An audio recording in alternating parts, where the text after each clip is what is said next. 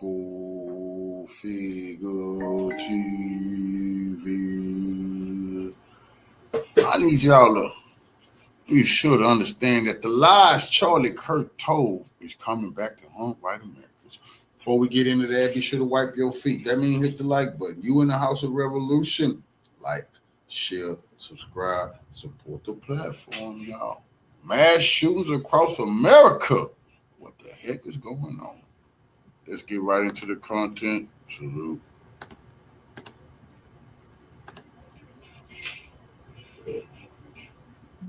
All right, we are live. Come on in, folks. Major police press conference coming up here in just a few minutes. Across America. We're talking about the crazy shooting that happened overnight, Southport, North Carolina, folks. This is the scene right by Fishy Fish. This is the area where this terrible shooting happened last night. Suspect has been identified. Last night, a white vigilante killer, terrorist, just shot and killed a bunch of people near the Carolinas and some boat incident. We're going to look into that. Today, some vigilante white killer, vicious killer, went into a Mormon church and just was killing a bunch of people. And those people listening to the lies of Charlie Kirk was sitting ducks because he lied to them and told them that they didn't worry about Chicago and that they didn't worry about Black Americans. When the killers, we said this, we've been reporting on this, 80% of the time it's going to be a white person killing another white person, and they've been listening to the lies of Charlie Kirk. The chickens is coming home to roost. Identified 40-year-old Nigel Edge. Nigel Edge is the one that did this crime. We talked about him last night, but we didn't put his actual name out there. We said initials, and we were talking about this guy's back history. I think he was multiple people shot, 3 fatalities. Don't know how many total are shot, but I think we're going to get that clear understanding here. Media reports as of this morning are saying several shot. Nigel Edge taken into custody, former Marine, wounded in combat or an ambush attack himself in 2006 while he served in Iraq. They taught him to bushwhack people. The chickens coming home to roost. They taught him to bushwhack people who defending their own homes overseas in the Middle East. People just trying to save their kids, their mothers, their daughters from being sexually assaulted by these soldiers. That it happens so much. And he ambushing them, killing them. He got awarded for that. Got a pat on the back. He brought that training home. Chickens coming home to roost. And he returned the favor here in America. That's all he know how to do is bushwhack. What he did here, he was doing overseas all the time. But now he's called a psychopathic criminal. Well, he wasn't that when he was doing that overseas, was he? A brain injury, shot in the brain, lived. Excuses. Walks with a cane, has a spotted dog. Apparently went up to this. The reason he's doing all this mass shooting is his brain injury. What about this other mass shooter? They don't have the same brain. Excuses. Now you don't fall into Charlie Kirk's lies. He fit the description of the mass shooters and the terrorists who terrorizing America. They ain't got nothing to do with this dang brain injury. When he was over overseas killing those people for no reason, did he have a brain injury then? Hell no. The chicken's coming home to roost. Charlie Kirk lied to you. American Fishing Company place, dock, people out there enjoying their Saturday night, eating, congregating, enjoying the water. And this lunatic here pulls up in a boat, scopes out the area, and then just opens fire on the crowd of people eating. Takes off, goes along the intercoastal waterway back to his home, apparently, or was attempting to get to his home. Unclear if he made it there. Oak Island. We're in Brunswick County, North Carolina. He's former military. What's even more crazy is he wrote a book called Headshot, which is really scary. As we discussed last night a little bit without actually saying his name, this guy's involved with lots of litigation, claims a bunch of conspiracies are against him, sued everyone that you can possibly imagine in the law enforcement aspect. Back in 2012, he was a guest with Kelly Pickler at the Country Music Awards. She was married at the time, but she took him on a date to the Country Music Awards because of his injury, because he served in the military. See? This is what happened. Don't believe she was killers. in like. You rewarded this killer for killing people and bushwhacking them, ambushing them overseas. You took him to music awards. Are you going to take him to another music award? What y'all going to do for him now? Because, listen, he just did what y'all trained him to do. I say he was wrong. He was killing innocent people overseas for no goddamn reason. The chick is coming home to roost. Charlie Kirk lied to you. They should have been watching him the whole damn time. People like him, keeping their eyes on them. They easily can be persuaded to be mass shooters. Like an actual relationship with them. She was just doing a good thing, helping this individual who at the time his name was Sean DB Voice.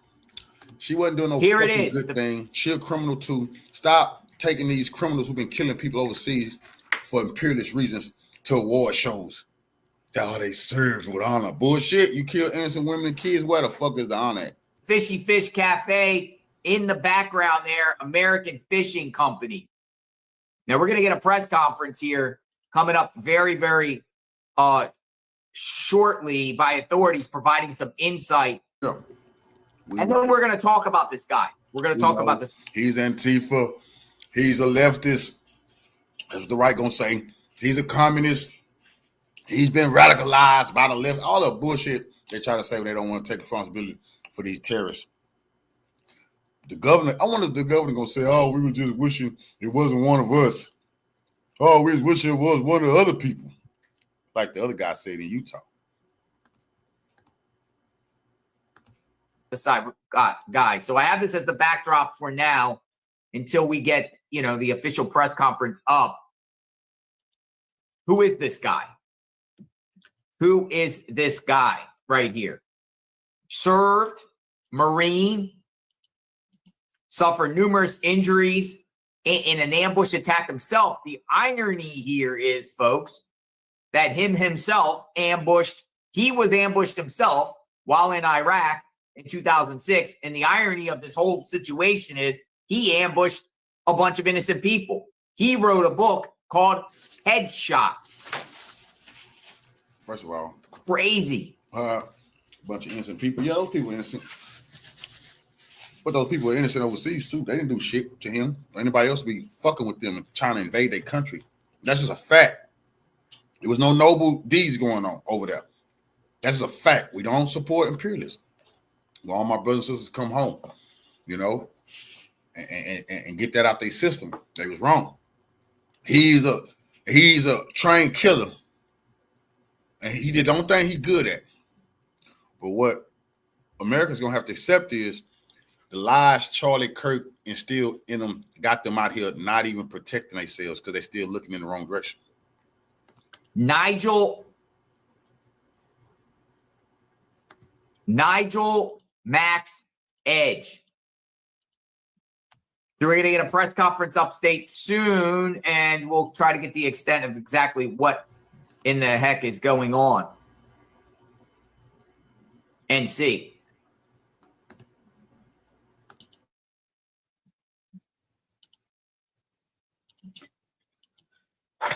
Thoughts?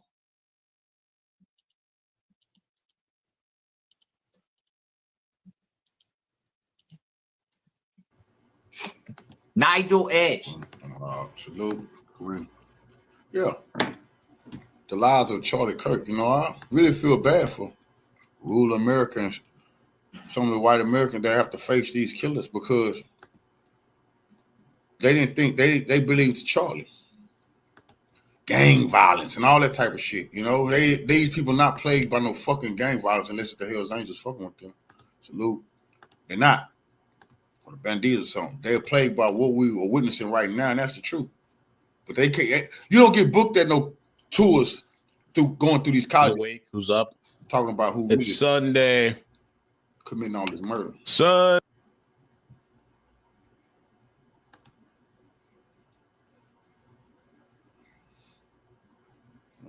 This fool.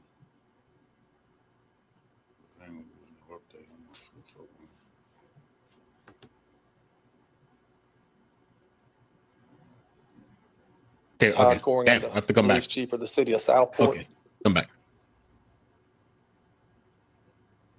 One second.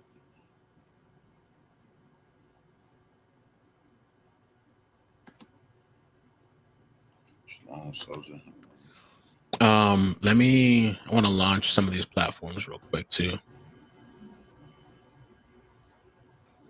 The casino shooting. And we start. If we have time, I think we have a little bit of time. Let's play some of the casino shooting. There was a casino shooting in Texas last night. Start with late breaking news. Gunfire erupts outside of a South Texas casino, and now 2 people are dead. Here is what we know so far. Maverick County Judge Ramsey Good morning. English got My name is Todd Corrigan, Damn, I have to come back. police chief of the city of Southport. Okay, come back.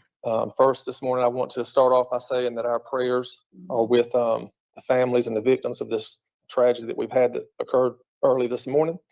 So our thoughts and prayers remain with them and everybody that's been affected, our community, and those that were at the establishment when this unfolded.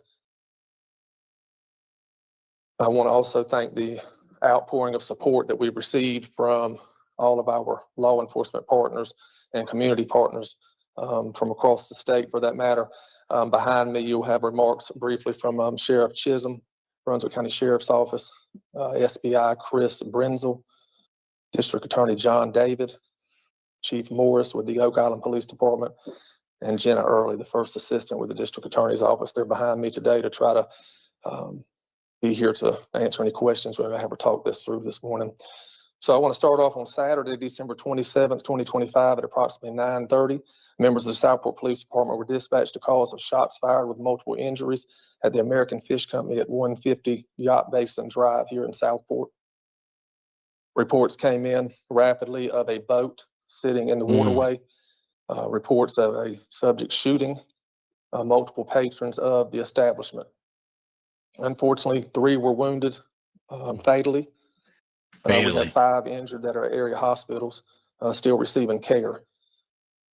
The boat fled the ICW toward the Oak Island Bridge. Shortly after 10 p.m., the Coast Guard observed a single individual matching the description of the shooter, loading their boat at a public boat ramp in the area of Northeast 55th Street on Oak Island. Coast Guard crews detained the suspect, who was held at the Oak Island Police Department before being turned over to several members there, including the Southport Police Department, Brunswick County Sheriff's Office, Marine Fisheries, and the Oak Island Police Department. Also the SBI that were assisting us in these various locations. Suspect is a Nile Max Edge. He's been arrested and charged with 3 counts of first-degree murder. Wow. 5 counts of attempted first-degree murder, and 5 counts of assault with a deadly weapon with intent to kill, inflicting serious injury. There are additional charges pending. This is still a very active investigation. But there's a couple of things that I want to point out to you today before I turn it over to some of these individuals behind me. Some facts that we have at this time is that we believe that this was a targeted location. What? Location? We appear that he acted in what we call a lone wolf. He acted alone. This is highly premeditated from what we're seeing at this time. And we feel there are no other threats to our community, that we do have someone in custody. So that's what's important, that I want the community to know, that we do have someone in custody, and we feel like we have no other threats this time. Still a very active investigation. I want to point that out. We're asking that anyone who was at the establishment last night, those who may have been at the establishment on Friday night, to call our office, the Southport Police Department, at 910-457-7911. Again, when we arrived last night, it was a very chaotic scene. We had people that had fled the scene before officers were arriving. We did have some injured that walked into our local hospital here on Howe Street. So we are still trying to get these folks in. We need to talk to them. Anyone who may have video of the incident, we're asking you to reach out to our police department. Again, call us at 910-457-7911. We understand this suspect identifies as a combat veteran. He self-identifies. Wow. Injured in the line of duty is what he's saying. He suffers from PTSD. We want to point Whoa. those facts out. But again, the bottom line is that I want to assure our community that we feel like we do have our suspect in custody. And again, we're asking for your assistance. So those are two of the things I want to make sure and reiterate before I turn the microphone over to Sheriff Chisholm, to please call our office if you have any videos or if you were there last night and we have not talked to you. We've been talking to multiple people. Again, we've had an outpouring of support from multiple agencies. Some 60 to 80 officers were here last night helping us, and we have still a lot of folks here that are continuing with its investigation. So at this time, I'll turn the mic over to Sheriff Chisholm. I'm going to cover the church Good thing morning. next. Hang on. As Chief Cord mentioned, our hearts and prayers and thoughts go out to the family of the victims of this tragic incident. We stand with Southport PD. This is a place that I grew up, so it's a place that I hold near and dear to my heart, like many people in this room. And I want all of you in this room, I challenge you, do not let this define Southport. God, what a joke. This is who you are. This is who you are all over the fucking country. Why he not saying it's time to get tough on these type of individuals? We got to crack down on these thugs. Huh? We got to unleash the dogs on these. See, they never talk like that. You see? Because they know what they will be bringing upon themselves. See, this is getting disgusting. So calm. Don't worry. This doesn't represent who we really truly are. This guy just was mentally disturbed. Yeah, man, this is disgusting. They're putting more lives at risk in their own community by not telling the truth. It's out of hand, and they can't stop it. They can't stop it.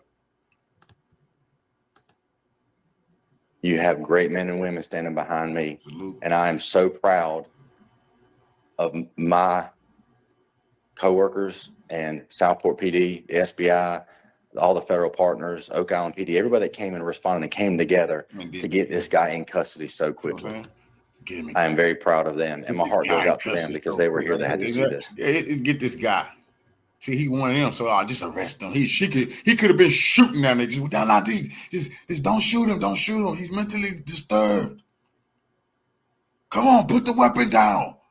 Put it down. You got a lot to live for, buddy. Disgusting, bro.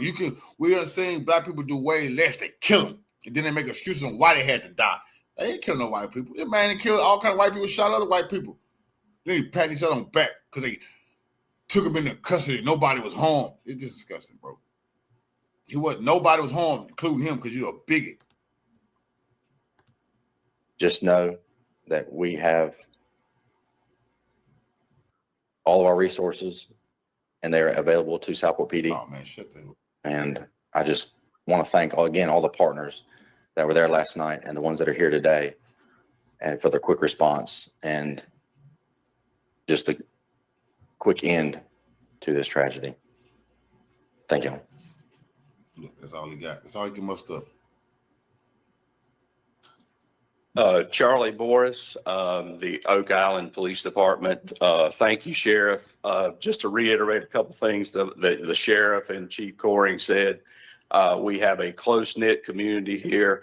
I certainly do not want this incident to define who we are, It is who you because that is not us. Yes, it this is. is a person that has acted alone. Bullshit. We feel confident right now, even though we're in the preliminary stages of the I ain't saying there's no investigation. conspiracy We for other shooters. I'm saying that his buddy could be the shooter, his cousin, people he don't even know that just look like him. Mindset like him. What the fuck are you talking about? You keeping your citizens in danger because you don't want to get to the bottom of why are they cracking and doing this shit all over the fucking country.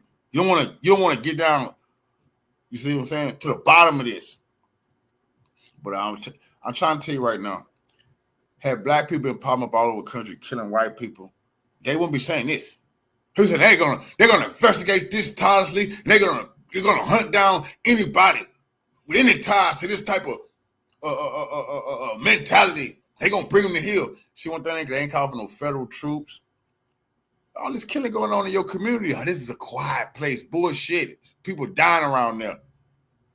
Hell wrong with you?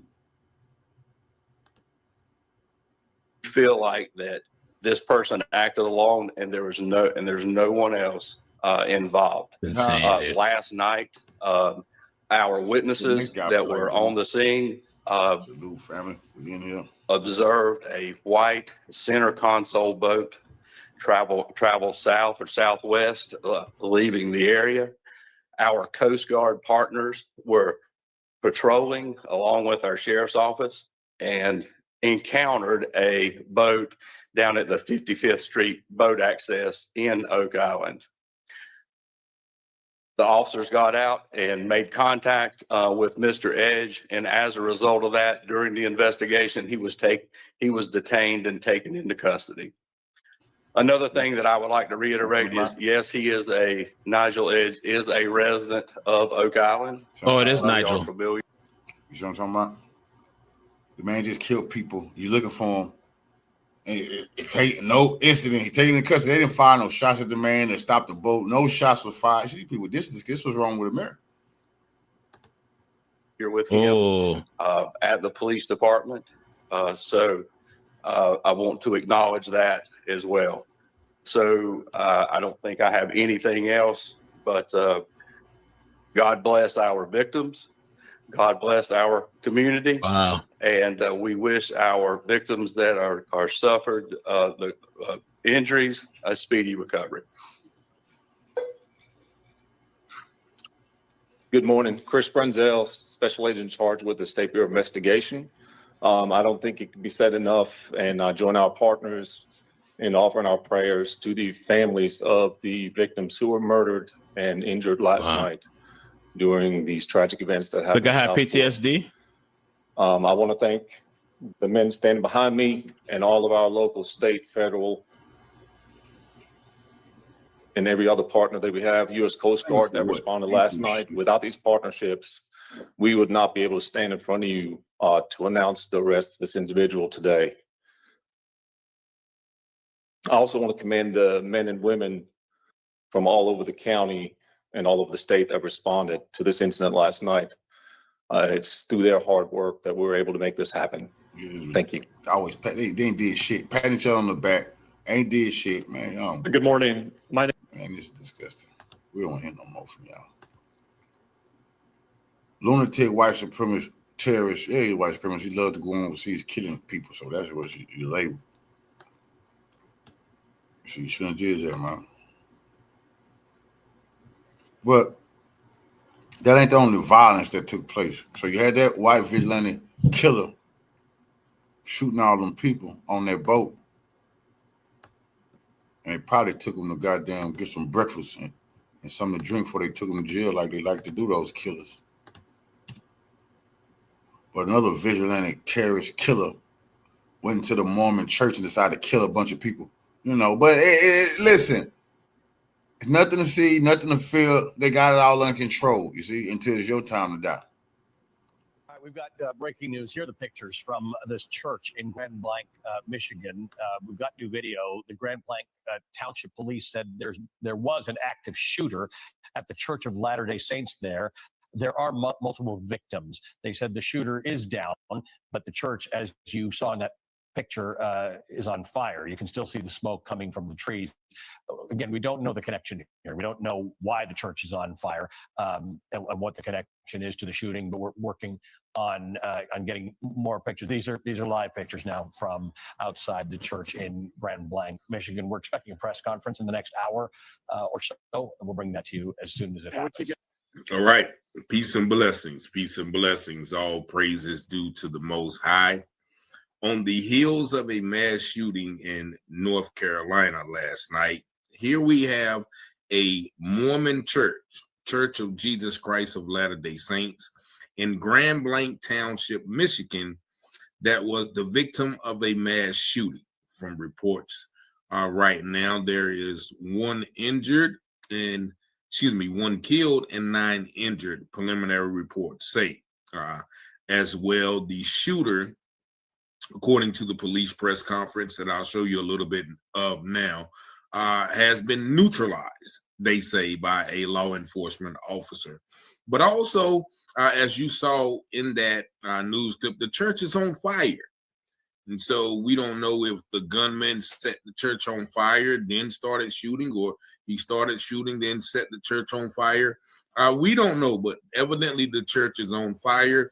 And if you see from all of the news clippings, there is a large presence of white people. So this is, as I've been starting to dub it, a white-on-white crime or white-on-white violence, where Grand Blanc Township, which has a majority of white population, they are being the victims of, more than likely, and I'll say it in the late great words of Charlie Kirk, prove me wrong. I'm pretty sure that this shooter, just like the shooter last night in North Carolina, was a white person. Now I'm going to let you see a little bit of the live coverage from the press conference that is being given.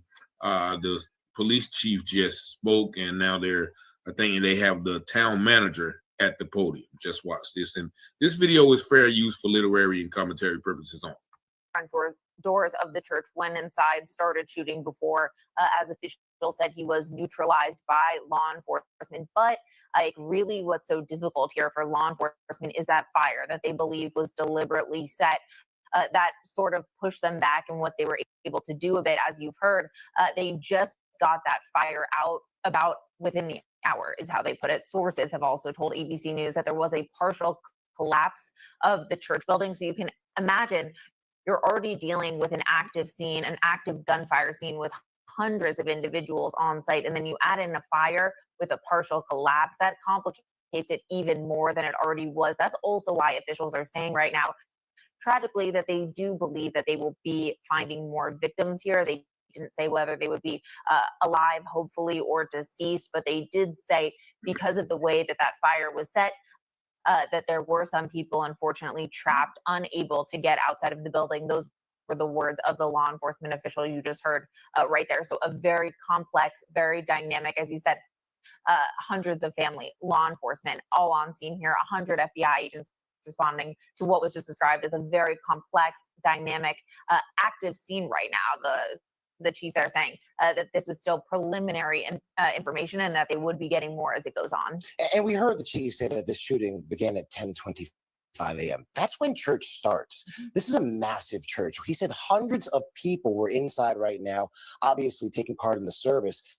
When the shots rang out, obviously when the officer said the suspect allegedly ran his vehicle into the front doors, exited, began shooting. I want to turn now to Brad Garrett. Brad, what are the first steps in an investigation like this? What are you watching for as all the facts start to come out and things begin to unfold? So the first thing, obviously, is determine that, yes, he did this alone. And secondarily, are there any devices, additional devices around the church? Or, as you mentioned earlier, they're doing a search of his residence, what might be there. Obviously, at the house may give them some key points, things that he's written, things on his computer. Did he have inflammatory devices of some sort? Because, it looks like to me, again, this is so preliminary, is that he shot a fair number of people. If he had an automatic weapon and he had people in church and there were hundreds of them, I would have thought there would have been more people shot, which would suggest that if he started the fire, that's what he was doing before law enforcement arrived and engaged him. But, once you've got everything to a safe level, then obviously you have to figure out, what do we have here? Assuming there's nobody else connected, are there people, obviously, that know this person? Or was there information that he possibly was going to go do something like this? That's another part. Lies of Charlie Kirk. If they hadn't been listening to Charlie, they probably would have had their eyes on a fella like that. He would probably wouldn't be able to set the church on fire, just shoot everybody. But to them, he just looked like a good guy with a gun and a gallon of gasoline on him. A jug of gasoline. They didn't listen. He got gasoline. He got matches. He got a gun. He got a mask on. But he got that guy white. Yeah, there's a good guy there. Charlie told him, don't you look at the white man like that. It's the black man you got to worry about. You got to worry about the gang violence. So they're keeping their eyes on Chicago, which they'll never even go to, and they dying in their hometowns where they from because the lives of Charlie Kirk. Part of this investigation. But, the real key here, obviously, is how could he have done what he did? And it looks like to me, that part is pretty simple. He just literally drove his truck. It's like somebody walking into a school or a place of business and just using an assault weapon and start shooting people, which sadly we've had to talk about too much. So, all of these things kind of have to go together at the same time.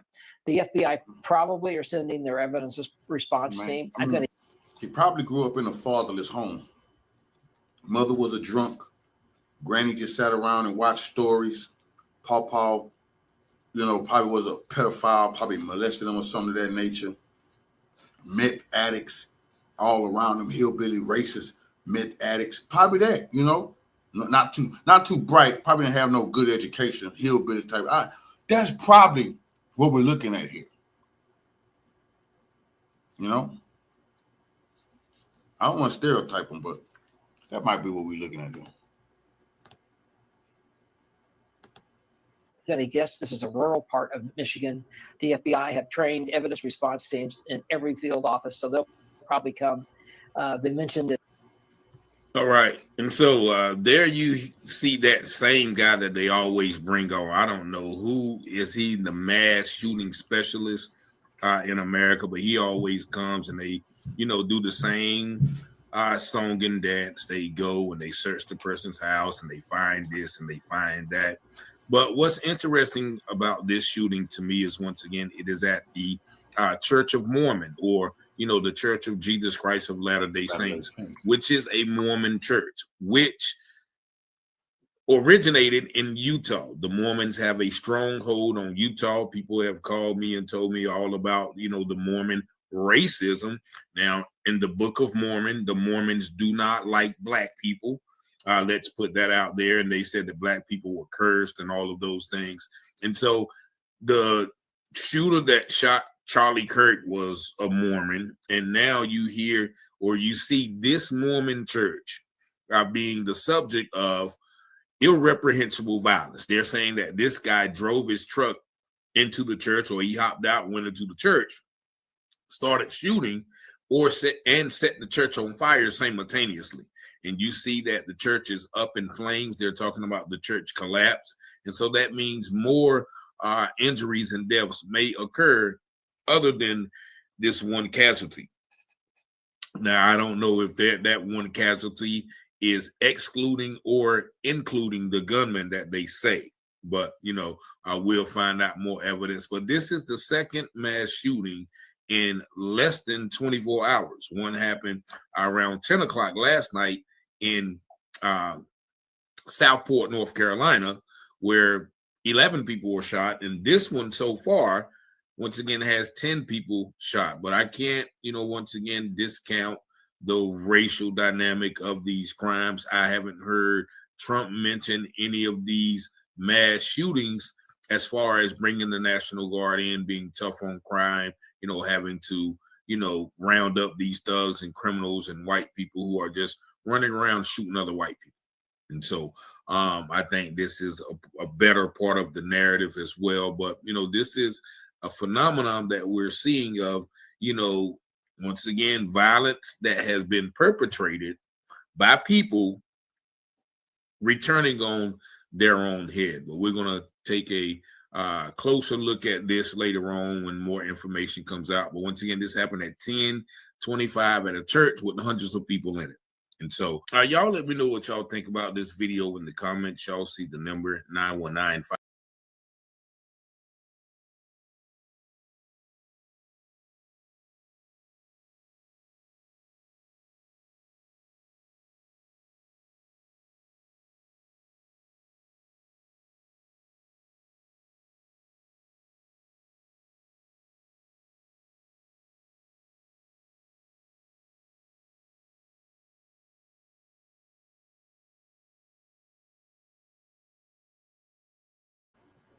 So we see America is being plagued by this mass shootings, which could be all set up by the Zionists to terrorize America. They could be behind that too.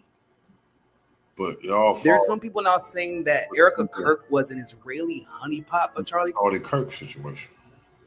This is all got to do with Charlie Kirk lying behind. There are some people now saying that Erika Kirk was an Israeli honeypot for Charlie Kirk. And I'm not going to lie, when you look at some of the details of their life and relationship, it does look a little bit suspicious. So let's first get the obvious out of the way. Erika Kirk actually admits that she saw Charlie Kirk on her first pilgrimage to Israel. I will never forget the time I was in Israel with my husband. That was the second time, but the first time with my mother on a pilgrimage. And I was standing in the ticket line. And I remember looking behind me. And in the snake of the ticket line was a guy who looked very familiar. I had no idea who he was. And I told my mom, this guy looks so familiar. And as a typical mother, she said, go and say hi. No. We were late for our flight, and I'm not going to come off like a crazy person that's just weird. That ended up being Charlie. Nothing is by coincidence. Now, did we know that? No, not until we were like 3 months into our relationship and looking at timestamps, seeing that both of us were in Israel at the same time. But nothing is by coincidence. But she pretends in the speech like she didn't know who he was and didn't recognize him, despite at the time Charlie Kirk being one of, if not the most popular young conservative in the world because of his campus tours with TPUSA. Yeah, so anyway, 3 months later, they were dating. And then she says that that's when they realized they just coincidentally were in Israel together. Wow, it must have been fate. Now, here's where things start getting a little bit weird. Erika Kirk, former Miss Arizona, was a multi-millionaire before she met Charlie Kirk. Now, supposedly most of these millions stemmed from a podcast and a nonprofit organization called Romanian Angels, a nonprofit organization that she created alongside her mother that ran from roughly 2011 to 2016 or 17. Now, this nonprofit organization worked alongside American soldiers, the U.S. military, that were stationed on a NATO base nearby. And oh, by the way, all of this was done completely and totally off the books. Yeah, not suspect at all. And they worked to help orphaned little girls in Romania. Now, some of you might be asking, is Erika Romanian? No, she isn't. Is Erika Kirk's mom Romanian? No, she isn't. She's actually a Swedish immigrant. Well, Erika's dad must be Romanian. No one actually knows who Erika Kirk's dad is, which probably makes all this a little bit more suspect, but I digress. So despite not having a mother connected to the military, not knowing who her father is, and not being Romanian in the least, she was able to create a nonprofit organization and get help coordinating her efforts from the U.S. military from local NATO bases in Romania. Now, it probably doesn't hurt to mention that Romania is one of the most corrupt countries in the world. And there were some trafficking accusations that have been lobbed in the direction of not just the organization, but adoption agencies that work alongside organization. And yeah, these are only accusations, but I feel like they're worth mentioning considering the fact that some random girl from Arizona was able to start a nonprofit organization working along the U.S. military, and they decided to keep everything off the books. Kind of hard to know if you were guilty of trafficking people if no one has any records of anything you did. In fact, supposedly her nonprofit was barely recognized, but it was recognized enough to work with the U.S. military. Fast forward, she meets Charlie Kirk in Israel, doesn't recognize him, but then has a job interview with Charlie Kirk in New York very soon after. That job interview turns into a date, and then they end up married. And now, Erika Kirk, loyal to Israel, who's refused to really engage in any opinion whatsoever regarding this threatening intervention between Charlie Kirk and Bill Ackman and his Israeli donors, that Erika Kirk is now the CEO of TPUSA, $150 million plus nonprofit organization that will now be completely and totally loyal to Israel. I'm just saying it's kind of weird how that little girl who was born in Ohio with a dad that we don't know and a mom who was supposedly not all that important. All these people, Johnny being come. Miss USA. We said this the first day. We got the evidence. The lives are staying up. We said it the first day she was in on it. We knew she was an Israeli honey trap the first day. That's why can't nobody question. We said that here on this platform. Now, here come everybody. Cool. What took them so long? We been knew that's who she was. We talking about the Israeli honey pot. We knew that geek, that nerd, they trapped him. They trapped him with her. That man ain't never had no woman wanting him.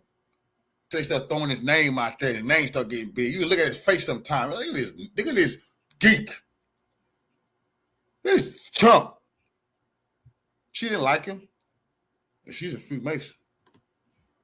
She didn't give a shit He about starts that. a nonprofit organization in Romania, becomes a talent director, ends up in New York with a job interview with a guy that she just got done seeing in Israel, gets married to him, and then becomes a CEO of the largest conservative nonprofit organization in the world. Wow, that's really impressive, really coincidental, and really suspicious. That's all I'm saying. Yeah. And it's also suspicious. I'll tell y'all, Candace Owens, she wasn't gonna last long. Let me show y'all what the little Italian sucker Nick Fuentes, who is Italian. We already went at his culture. He ever talk about black people again? I'm gonna run a mafioso live, just talking about the mafia and all the pedophilia that's been going on. And see, to deal with Nick, if I would debate him, I'm just going to talk about the mafia, and I'm going to talk about the Pope and the Catholic Church. That's all I do. That's his culture. That's Nick Fuentes' culture. But this little guy really is a piece of work. Revolution is a way of life. You know what I'm saying? They just sicked him on black people. And he really don't give a damn. I could tell them talking points to him. That man don't give a damn about going for no black people. But in the wider racist culture in America, that's the way you gain a good audience. But Nick Fuentes is a fucking Italian. And any educated black man like myself wouldn't. What is the culture of the Italians? That's just what you ask yourself. And I would ask, what is their culture? Not all of them, like not all blacks. It's gangsters. They don't give a fuck. They just lump all us in there with pimps, dealers, scantily clad women. Say all our women is hoes. Well, what is the Italians? Well, pedophiles. Well, that's the church. And mafiosos. Well, that's not what this is about. I just have to give it to him one more time. He has decided to destroy Erika Kirk. That's exposing Candace Owens for not destroying her. Erika Kirk. Last night during the Super Chats, was it during the Super Chats? I think it was. Somebody asked me about Charlie Kirk's widow, and I was really blunt and straight up with you about it. I get a weird feeling. So I got a really bad feeling from her. It's just a vibe. But I don't like what I've been seeing from the organization ever since Charlie was murdered. And last night, somebody asked me about Erika, the widow, in the Super Chats. And last night I said, I'm getting this vibe from her that she's very fake. The 2 speeches she's given, the public appearances, I said, I really don't like how the whole organization has been handling his death. It's gratuitous. And don't get me wrong, if they want to say that they're carrying on his legacy or they're doing things the way he would want them to be done, or they're continuing to fight the good fight, I get all that. But it's a little gratuitous. Am I the only one that feels that way? It's just like excessive. They are beating that dead horse. They are milking this for everything it's worth. It started right out of the gate, and they have just been pushing it every single day. Within 3 days after he died, she's given a speech. She's the CEO. They're sending fundraising texts about it right out of the gate. Then they do this memorial. And once again, I get it. If that's the turning point way, by all means. And they want to honor his life, by all means. But they're doing the Super Bowl commentators with the headsets on, doing a media table. They're selling merch, registering voters. They got pyrotechnics. Is this WrestleMania or is this a funeral? Like, what are we doing here? And then the day after the funeral, I'm getting 500 texts and emails. Erika Kirk here. I miss him. Every time I blink, every beat of my heart. Make sure to donate $5, $15, $25. It's like, okay. Make sure to donate, he says. Like, this shit is funny AF. But I mean, I get the point. And like, it is kind of true that Erika Kirk, she is like super about the money, a little bit too much, in my opinion, as well. Like, sending these emails with asking for donations, like selling merch, like being so, it's a little bit too much. Like, I respect that she is trying to like continue the legacy what Charlie left behind, that she wants to continue this, but it's asking for money and all these things. It's like a little bit too much, but that's just my opinion. I'm curious how you think about it. Share your opinion in the comments. Then they're doing a show. Did you see the show today? And so prescient, I said it last night. I said, I'm getting like a fake vibe. Something's off there. And people say, well, everybody grieves differently. Yeah, I don't know how much mileage we can get out of that one anymore. Something's not right there. Very bizarre, weird vibe there. And did you see the show? Erika hosted the Charlie Kirk show this afternoon, and she's like, she looks like she's over the moon. She's happy as a clam. And again, who am I to judge? Everybody grieves differently. She's a very devout Christian. Some people say maybe that's just strength, that's resolve. I don't know. It's one thing if your husband dies, period. It's another thing if your husband dies at age 31, unexpectedly. It's another thing if your 31-year-old husband unexpectedly dies because he gets publicly executed with blood gushing out in front of thousands of people screaming and running away. That's like something that's altogether different. And I think they were pushing it when she filmed his dead body. I think they were pushing it when she took control of the organization 72 hours later. I think they were pushing it with the fireworks and the WWE Batista entrance when she gave the eulogy at his funeral. WWE Batista entrance. Like, it is a Nick is a really good speech. See, this is a civil war. This is white on white political violence. This man should be investigated for their murder's goddamn self. This man was going at Charlie Kirk before he died. And the young man that they try to blame it on followed the teachers. That's just true of Nick Fuentes, the Groper stuff. I ain't listening to that, but we've seen enough videos to understand, okay, cool, that they allegedly saying he down with that type of shit. This man is an intellectual hitman. That's what he is. And he's way sharper than Charlie fucking Kirk. That's a fact. That's why Charlie didn't want to debate the man. Nobody really want to get in the ring with the motherfucker, man. Let's sharp little nerdy guy. But somebody's told him to go ahead and finish Erika off. See, Erika thought they're not going to let her sit on the fucking throne.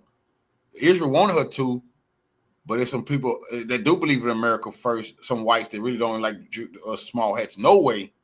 And they're paying this guy to finish her off. So she don't get to throw the Charlie memory around and pick no presidents. See, they won't just use Charlie to rubber stamp who's going to be in political power. That's a fact. That's why they're trying to deify him. They don't give a shit about him. They just want white, Christian, conservative, the youth, the young people to listen to whatever they're saying and believe that was Charlie's vision. He's destroying that right now. Speaking, but he could also be a comedian. Like, bro. Salute, soldier. And then now she's hosting the show, and she's saying, we have so much business We have so much business, you can't believe it. We have unreleased content, and we're so excited about what Turning Point's going to do next. It's like, lady, didn't your husband just get his face blown off like 2 seconds ago? And not to be insensitive about it, but everyone's if any thinking. black person would have said that, boy, they would be after your ass. Not people like telling this shit. But if any, say, Dale Hughley or just had a Cadell stand on, I seen Jim Clyburn. I'm like, the Boule, they going off behind this. They don't refuse to. This is not. It's a weird world we living in. You got to give respect when it's due. The Boule refused to submit behind this shit. So the Boule even seen the Democrats stab them in the back. The white Democrats stabbed them in the back and sided with white supremacy. And they already see people, we're not going for that. We would take the Boule to war over this one. They actually standing up. I couldn't believe Jim Clyburn refused to play any games about what that Charlie Kirk stood for at a time when they chopping off heads about anybody with power who go against what they're trying to do. D.L. Hughley refused to submit also to their bullshit. I respect that because I need people who got their voice. They can't hear us properly. I need people like them to keep fighting back that Charlie Kirk ain't no fucking Dr. King and he a hate fucking mongerer. And we could give a damn about what happened to people who try to disrespect our women and our intelligence and feel like we lesser than them. That ain't no fucking debate. That can get us killed. You get no a lot one of wants to be the asshole. No one wants to say it. Everyone's thinking it. Everyone was thinking it when she gave the first speech. Everyone was definitely thinking it at the memorial. Nobody wants to say it because it's inappropriate. It's insensitive. I am the troll, right? So I'll be the one to say it. I think it's super inappropriate. I think it's inappropriate. I think it's weird. It's bizarre. Something is off there, and I don't like it. And I think even from a strategic point of view, they should reel that in a little bit. Even just maybe she's grieving differently. Hey, by all means, or not. Either way, even just out of self-interested reasons, I think they ought to reel it in a little bit because they're really pushing it. They had everybody going for a week or two, and the way that they are just milking it now, I think it's starting to turn people off. And I agree with Nick on this one, like surprise, surprise. But it is like they're doing it too much. Like people are like literally getting turned off because of this. Like it's too much Charlie Kirk, too much Erika Kirk in the past days. And of course, don't get me wrong, it's very sad what happened. And like, I wish Charlie was still here, obviously. But they're milking it out too much. But this is just my opinion. I'm very curious about your opinion as well on this one. But it's too much Erika Kirk. It's too much like Turning Point USA now. They need to calm down a little bit. And they will come back stronger for sure. But now it's too much. Too much. And I'll be honest. When Charlie Kirk was alive, he was a, let's say, partisan for the GOP. Fundraising machine, activist machine, friendly to all the donors, a coalition builder. Is that what we're calling it now? Like, that's what he was. Very good. He didn't deserve to die. And this endeared everybody to him and to Turning Point and to the GOP in some sense. But the way that they're cynically milking it now, how gratuitous and shameless it is. Once again, you want to do something, that's fine, but they are really just, it's shameless at this point. It is gratuitous. It is excessive for their own sake. They better reel that in. And I'll be the first one to say, and I'm going to ask a basic question, another question everybody else is asking. This is a 30-something-year-old woman. What happened to being a traditional wife now? Now we got a girl boss running Turning Point. Am I the only one that sees the contradiction here? It's what Charlie would have wanted. Now a 30-some-year-old woman is going to be running the organization. That's not very biblical. That's not very traditional. I mean, that's true. But also, I have to be honest. I'm not a hypocrite. But she never wanted to do this. She did this because look what happened with Charlie. So it's not that in the first place she wanted to do this. Like, she does this now because of the whole situation with Charlie. So I have to be honest with this one. Like, she wanted to be a traditional wife. She was a traditional wife, but because like how the things went, now she has to do this. And I think it's very cynical the way that she's being pushed into the center. And I said it last night. The reason they're doing that is because it's like atrocity propaganda. Who can ever criticize a grieving widow? She's a victim, you know? She's a victim of a horrible tragedy. And so that makes her beyond criticism. So they're pushing her in the middle of this. And I see people saying she should run for president now. And I think that's very sneaky. I think that's very sneaky. And I think it's kind of evil, actually, the way that they seem to be leveraging the tragedy to create this political breakout moment. That's what that feels like to me. This feels like it was either scripted, it's in the script, or they're taking advantage of the situation and they're making like a calculated political breakout moment for her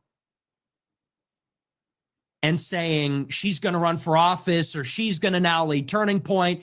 And you can't say boo about it because she's the victim of a horrible tragedy. Well, you know, I'm not like other people. This is politics. I said it last night. Nobody would have anything to say about it if you were grieving with your 2 fatherless children at home, but you thrust yourself into the center of it after 3 days. That's a whole different story. And I don't like sneaky shit like that. I don't like when people take advantage of emotions. I don't like when political people take advantage of sentiment. I think it's very cynical. I think it's very calculated. I think it's devious. And I think they know what they're doing there. And they know you can't touch that because it's atrocity. Whenever there's an atrocity, we have to turn our brains off and pretend we're not thinking what we're thinking. And I don't like that. I think that's sneaky. So again, she wanted to go and be with her family that must be shaken and destroyed with the loss of its patriarch. That would be one thing. Why don't you take care of your kids? I know it's not my position to say that, but why don't you go and be with your kids now? Your kids don't have a father. The family's reeling. She wanted to give a speech, then the memorial. Now she's hosting the show. She's going on Alex Clark, talking about unreleased content. The show goes on. Didn't Charlie have 1 million lieutenants that can do this? Aren't there 1 million people that could line up to succeed him? Look at that Brylan Hollyhand. The way that guy is salivating at the opportunity, it's just gross. You see this guy? And there's 100 of them. There's 100, wannabe college Republican presidents. It is their dream to be the next Charlie Kirk. They are lining up to pick up the bloodstained microphone and take his place. Aren't there 2,000 people that could do that? Take care of your kids. I mean, it sounds rude, but Nick has a point here. Like, I kind of agree with him on this one. Like, why is she not like taking some time for herself, like spend some time with the kids? But also, it's also not on me to decide what she has to do, of course. It's also not Nick who can tell her what to do. Maybe this is like her way how to like settle down a little bit. Like maybe this is kind of a therapy for her to like just move on and be busy, like find distraction. But I agree that she should take some time for herself and for her kids, for just her family after everything what happened. She is so busy with the whole Turning Point USA, and like you can say whatever you want, like, and it's not on us to decide this, but like I think it should be better if she just took some rest. But that's just my opinion. Now we're gonna get a girl boss. An untouchable girl boss that nobody can say anything about. I'll be the asshole and say it. Everyone's thinking that on some level. And the only people, and I'm going to say this is the last thing, and then we'll move on and get into the news. The only people that don't like to hear this, hate to say it this way, but it's suckers. It's women who are very emotional, women who are very empathetic and compassionate, and God bless women for that. I know a lot of women saw that speech and they were crying and they were emotional. And so women are buying this, and a lot of like sucker men. I saw a lot of people. That's really insensitive. How could you say that? Hey, man, grow up. This is politics. You know, and it's really interesting how many red-pilled people, this is what they do. This is what political creatures do. They exploit endlessly emotions, fear, anger, sadness, piety. They exploit every sentiment that you feel based on the sensational images that we are shown, our visceral reaction to them. The politicians are masterful at exploiting that for their own end. And that is what we're witnessing. Just like when you see a school shooting, just like when you see a terrorist attack, just like when you see a high-profile crime, George Floyd, this is no different. In a certain sense, this is no different. And all those range of emotions that you felt, anger, fear, sadness, retribution, forgiveness, longing for communion, they're exploiting that too. They're exploiting that with the big speech, perfect makeup, costume. I forgive him. Oh, she should be president now. I'm not that really pisses me off. We can see that. You want to be the widow, then be the widow. You want to play girl boss? Whole different story. Whole different story. I don't like when people mix those things. I don't like when people mix these things. It's like, who is that kid at Parkland or whatever? David Hogg. David Hogg, his school got shot up. Now he's going to be a Democrat politician. I'm sorry. Seriously? I don't like that. I don't like it at all. And I think it's cynical, and I think people are afraid to say it because of the, all the sentiment on the timeline. But I don't like it one bit. And yeah, I'm willing to be the asshole. I know people won't like it, but I think you're a sucker if you're buying into this right now. It's the most cynical, exploitative political move I've ever seen. And you know what? When they say it's what he would have wanted, they're damn right about that, because that's who these people are. Turning Point, that's what they are. How do you think you build an organization that makes $140 million a year? That's what they do. They're experts in making money, collecting checks, collecting cash, telling people what they want to hear. That's what Turning Point was. A very corrupt organization 2 weeks ago, and it still is. Turning Point was taking money from Zionist donors, Wall Street donors, Silicon Valley donors, Meta, all this kind of stuff. They are taking checks, taking cash like nobody's business. Bernard Marcus, Foster Freeze, you name it. And after this guy went down, it's almost like, they saw dollar signs from that. And that's pretty gross. I say that as somebody that, obviously I didn't really like the whole operation. And the operation's going to do what it does best. The way these people are exploiting this, it's just sort of sick. But anyway. And you can say whatever you want about Nick, but you can't call him a liar. Like, for real, he is speaking some facts that many people, they won't talk about. They think like this, but they won't say it. And this is why I like Nick, but this is, again, just my opinion. I'm very curious about your opinion. Like, do you agree with Nick? Do you disagree with Nick? Share your opinion in the comments. It's very important to say I read all comments. So I'm very curious. If you like this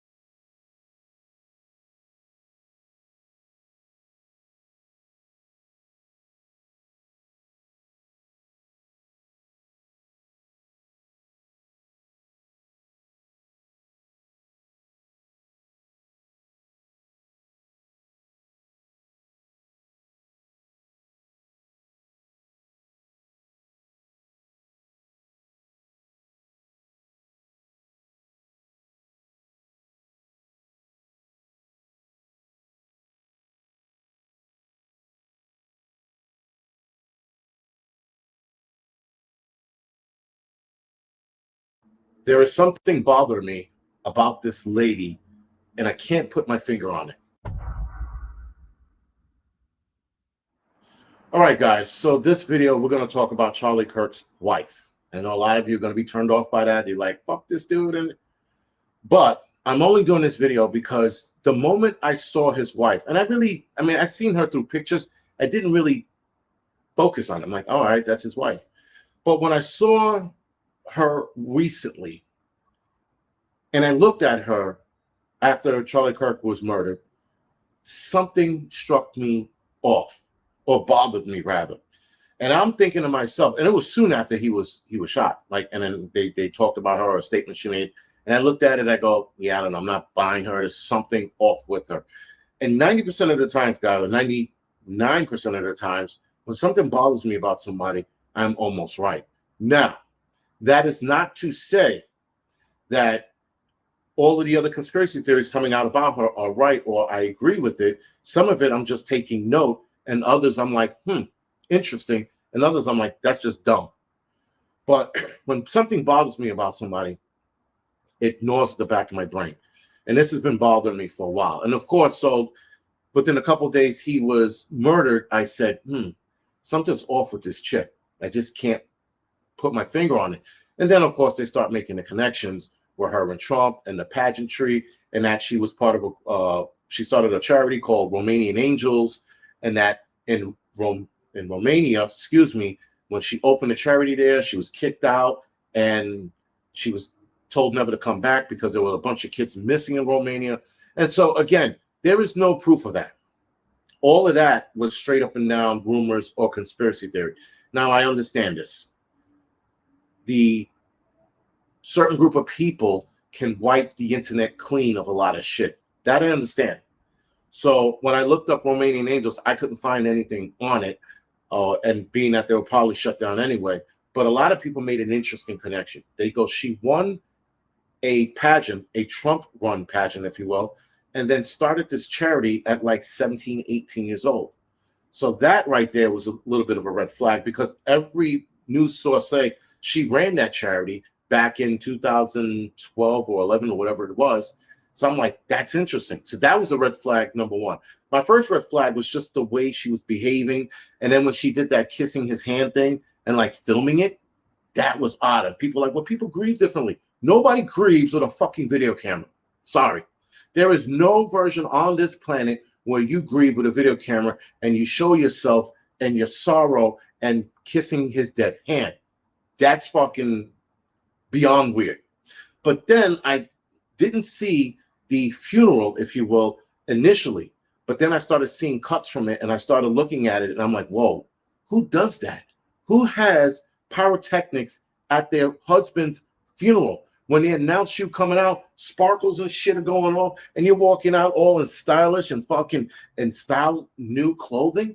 What was she in? She was in some kind of Armani outfit or something designed, some designer bullshit. I'm like, yo, my wife just died. The last thing I'm worried about is designer anything. I'm not wearing any of that shit. I'm wearing this t-shirt and shorts and just like all sad and shit, you know. But she came out like a rock star, and that was the second red flag. Was that bullshit? That was actually a third, excuse me.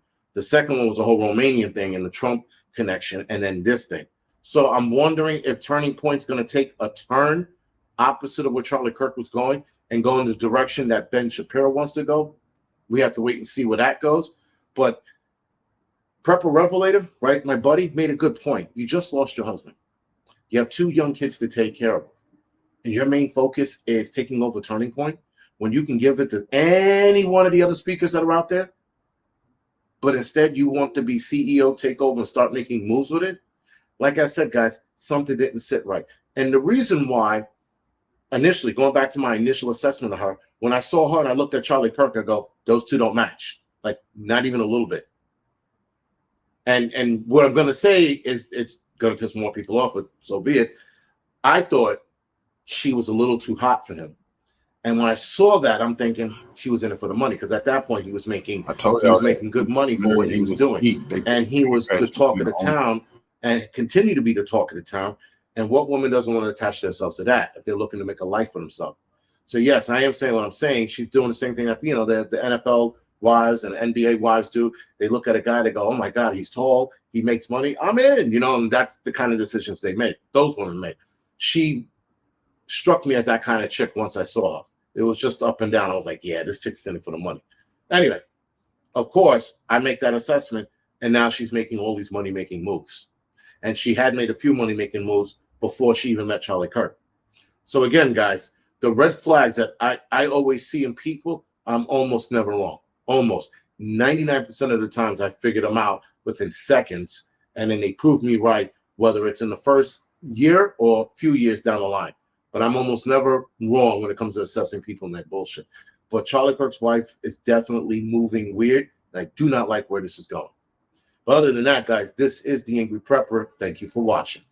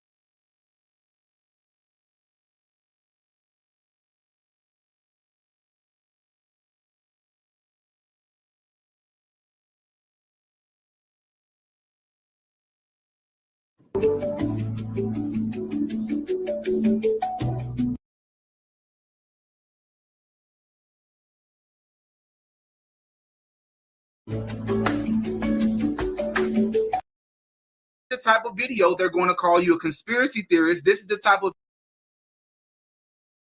video they're going to say you're reaching, but they cannot call me a liar. I identify as a conspiracy theorist. My pronouns are I told you so. I told you so.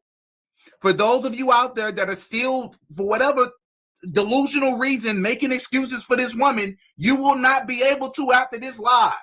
Hit the like button on your way in. I keep telling y'all, man, if something feels off, talk about it. I'm not going to waste any time in this video. So we've already talked about the fact that Miss Erika, hit the like button on your way in, everybody. We've already talked about the fact that Miss Erika Kirk is an actress. I proved this. She starred in reality television. That's acting. We've already proven that she has a direct connection to Donald Trump. Charlie Kirk's parents has a direct connection to Donald Trump. That's a fact. There's going to be no excuses. In my last live yesterday, I said that Candace Owens, by next week, will have to address the Erika Kirk question. Erika Kirk went onto Charlie Kirk's YouTube channel yesterday, and she's smiling and she's jolly. And people are in the comment section saying, you can't decide for everybody how they're supposed to grieve. This lady is not just seeming to be all right. She seems to be over the top doing all right. That's a problem. Let's get into this. Did you all know, and many of you may have seen this already, but I'm going to dive a little bit deeper. You know, we're going to dive deeper on this show. Hit the like button on your way in if you do not mind. I would really appreciate it. Did you all know that Erika Kirk, 13 years ago, which I believe will take us to 2012, which is the year that she won Miss Arizona USA. Did you know that Erika Kirk was in a music video? The name of the music video? I can't make this up. I can't make this up. You literally can't make this stuff up, bro. The name of the music video is called Emerson Drive, She's My Kind of Crazy. She's My Kind of Crazy. Look at some of the clips. This is Erika Kirk. She gets married in this video, everybody. I'm going to play it again. You see the tattoo? So this is not I'm not judging her, so to speak, but this is not the same woman that she once was. Let's put it that way. Look at this. This is Erika Kirk before she was Erika Kirk. Yeah, this is Erika Kirk, everybody. 13 years ago. There's that number 13 in 2012. Look at that. She's My Kind of Crazy is the name of this video. Let me make sure you all can hear me. She's My Kind of Crazy. This person, Erika Kirk, would you all like to know, would you like to know the name of the individual that she's sitting in the truck with? Would you all like to know the name of the person that Erika Kirk gets married to in this video? His name is Tyler. I can't make this up. His name is Tyler. Now, for those of you out there that are going to say, there's a lot of guys named Tyler. There's a lot of white guys named Tyler. It's a popular name in the white community. Keep listening, because you're going to run out of excuses for this woman. You're not going to be able to explain all the coincidences in this video. This is going to get creepy. We're about to get surgical. This person's name that Erika Kirk gets married to in a music video 13 years ago titled She's My Kind of Crazy, his name is Tyler, and I'm going to prove it. His name in real life is Tyler. And I'm going to not only prove that his name is Tyler, but I'm going to prove that she went out of her way to make sure that people understood that his name was Tyler 13 years ago. In this music video, by the way, they're very intimate. Look at this. They're kissing and they're riding on the town. They're holding hands. This guy's name is Tyler. His name is Tyler. These people are crazy, bro. This is spooky. I want to remind everybody, as this video clip plays, they're in Las Vegas. What is one of the most popular buildings in Las Vegas? If you've ever been, I've been once, and I probably will be going again next month to support a friend in his singing ventures. It's Trump Tower. One of the Trump buildings. It's a beautiful gold building in Las Vegas. One of the most popular buildings is the Trump building. Everybody knows it. Everybody sees it. We're not done. At one point in this music video, she goes ziplining. Now you're gonna have to go and watch the video yourself. It's called She's My Kind of Crazy. The irony. She's My Kind of Crazy by Emerson Drive 13 years ago, right? Now, at some point, she goes ziplining. In this music video, she goes ziplining. I'm about to show it to you. When she goes ziplining, the song is singing about how she's flying. I'm not saying that Erika Kirk is a witch. But I am saying that witches are known to do what? Fly on broomsticks. They're known to fly. Well, when she's ziplining in this this music video, let's pay attention to something. Tell me what you notice. Wow.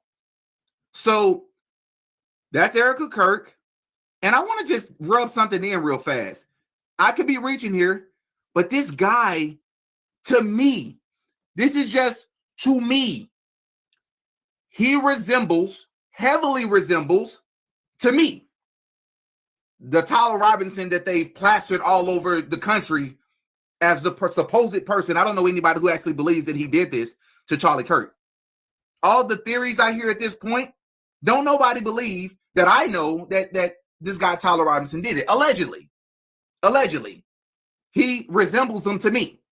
To me. There's a lot of different ways that you can look. A lot of different phenotypes that you can have. He resembles him to me. But we're not done. It's about to get spooky. This is about to get spooky. You're going to run out of coincidences. You're going to run out of excuses. If you go to the comment section of Charlie Kirk's video a couple of days ago when Erika Kirk went, I believe it was yesterday, when she went live, you got a bunch of people in the comment section sympathizing and empathizing with her. Are you kidding me? Can you not see through this? But I'm deflecting. Let's prove something. Check this out. So check this out, y'all. She's ziplining through Vegas. But let's slow down. You see this right here? She's ziplining. This is Erika Kirk ziplining. At the time, she wasn't a Kirk as of yet. But she's ziplining through Vegas. Let me show you all something. Look at this right here. This is the scene they decided to show. Would anybody like to tell me what the significance of this number is? 9/10. What date did Charlie Kirk allegedly lose his life? 9/10. 9/10. You're gonna make excuses for that too? We can also go to we can reach, but some people are going to call us reaching. If we take that 9, that 1, and then there's another one, that's 9/11, and then we got 01 after that. There's 9/1/1/01, 2001. I can't make this up. I can't make this up. You can call me a conspiracy theorist, but you can't call me a lie. My identify as a conspiracy theorist. My pronouns is I told you so. But we're not done. Let me show you all something else. Check this out right here. Right under her, what does this say? It says Fremont, but it could also be accidentally seen as Freemason. But they're going to say that we're reaching. They're going to say that we're reaching. So what I'm going to do instead is, can anybody tell me what Fremont means? Right? What does it mean? What does Fremont mean? Right? Let's see if I can find it. Let's see if I can find it. Hold on. Did I not include this? Let's see. Let's see here. Okay, did I not add this? Let's see. Let's see here. Boom, boom, boom. What does Fremont mean? Let's pull it up. Fremont, what is the meaning of Fremont? Freedom Mountain. It is derived from the old Germanic elements, fara, meaning journey, and mund, or quote unquote protection. It means noble protector or protector of freedom. It's also thought to mean Freedom Mountain. Why is this important? Why are we talking about the word freedom? I mean, I don't know. Maybe because that's literally the name, the only word on the shirt of Charlie Kirk when he was quote unquote assassinated. Maybe that was the only word on his shirt.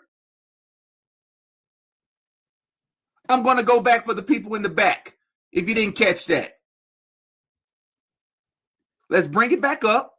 She's ziplining through Vegas.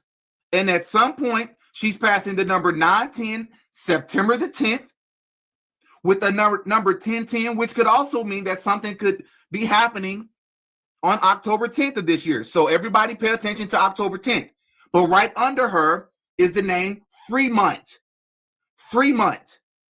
And we just broke down the meaning of Fremont. It is another way to think about Freedom Mountain, which is quite literally the only word on the shirt of Charlie Kirk the day everything happened. We're not done. So there's another video where they go behind the scenes. So the name of this music video is called She's My Kind of Crazy. And then there's another one where there is a behind the scenes, right? Right? So in this behind the scenes, Miss Erika Kirk is standing there with Tyler. People, what is going on? What the world is going on? And they are very, very touchy-feely, even in the behind the scenes. As a matter of fact, I believe I have a clip for that too. I should have a clip for that too. They're very, very touchy-feely.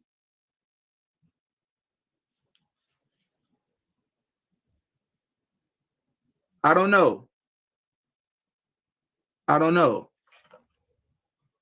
But let me show you all something real quick. Let me show you all something really quick. Let me show you all something really quick. I want you all to see something. Before we move on,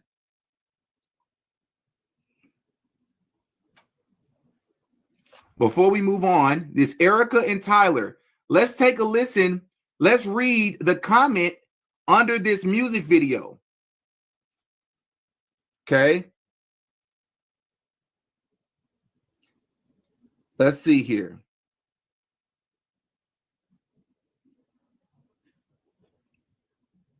Okay.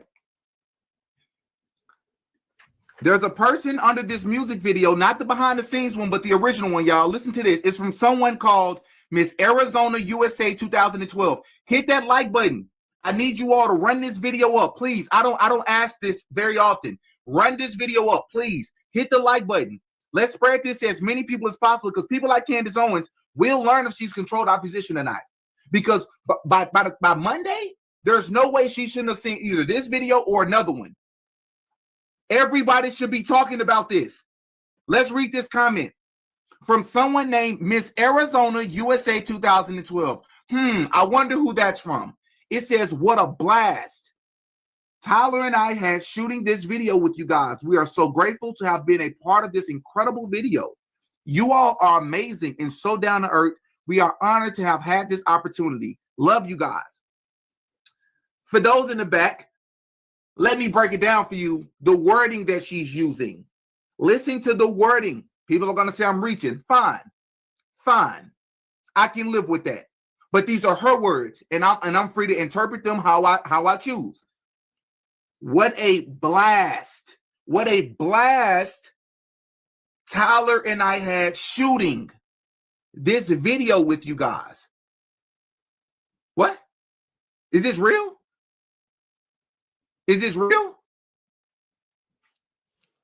It gets spookier. If you can imagine, it gets spookier. Hold up. So at some point they show Erika, this Erika person. I should stop calling her Erika Kirk, because she wasn't Erika Kirk at the time. She also didn't seem so Christian at the time, which I'm not judging her. None of us are perfect.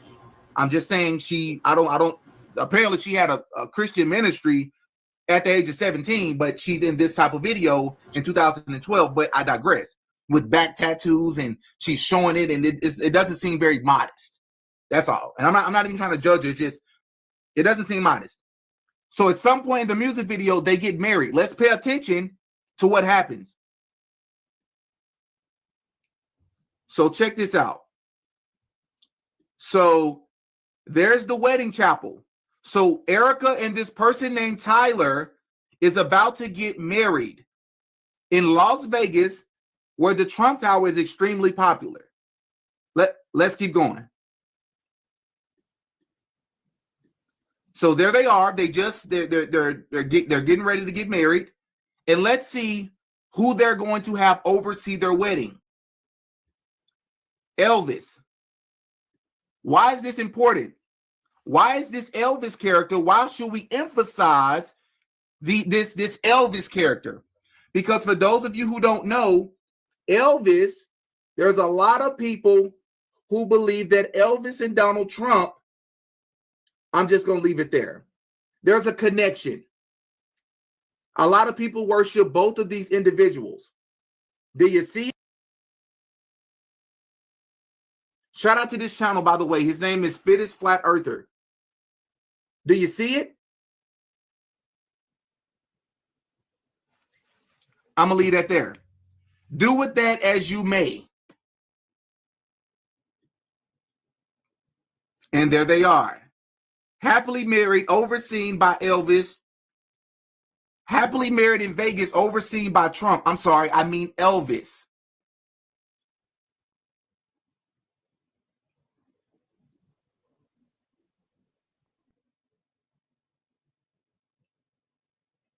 Yeah. Yeah. Yeah. Yeah. Anybody got any excuses for? Anybody? Somebody?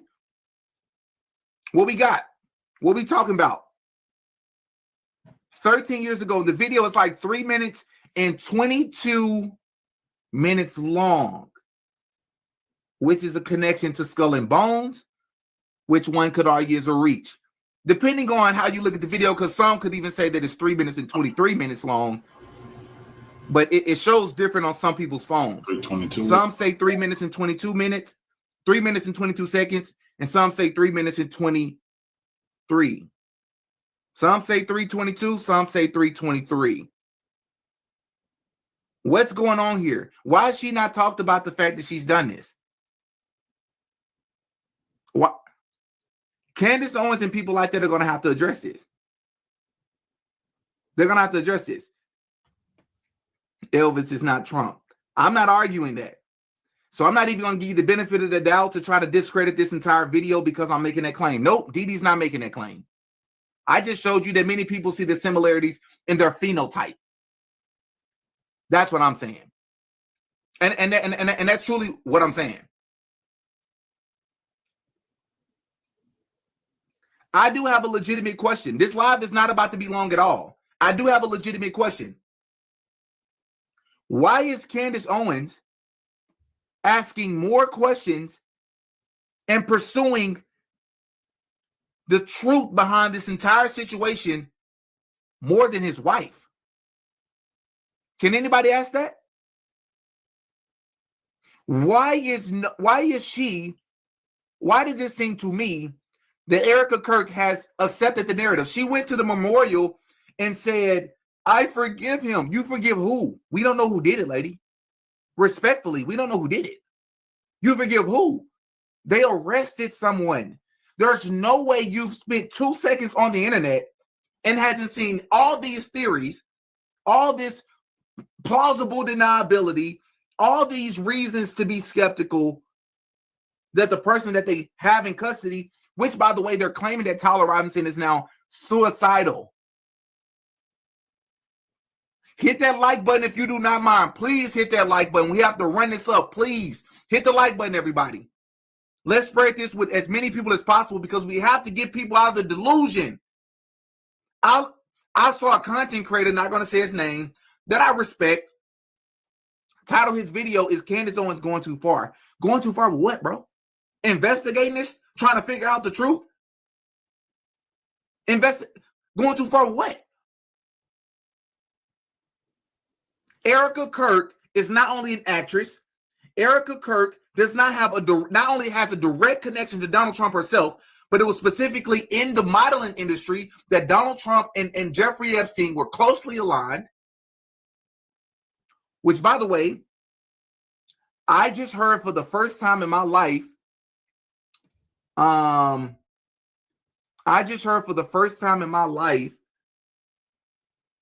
The entirety of the Donald Trump grab her by the you know what clip. I only heard just a soundbite. Has anybody ever listened to that entire clip? Yes, that's how a lot of men talk in the locker room, so to speak. But the rest of what Donald Trump was saying is not how men talk in the locker room. That's how elite people talk. That's how elite men talk.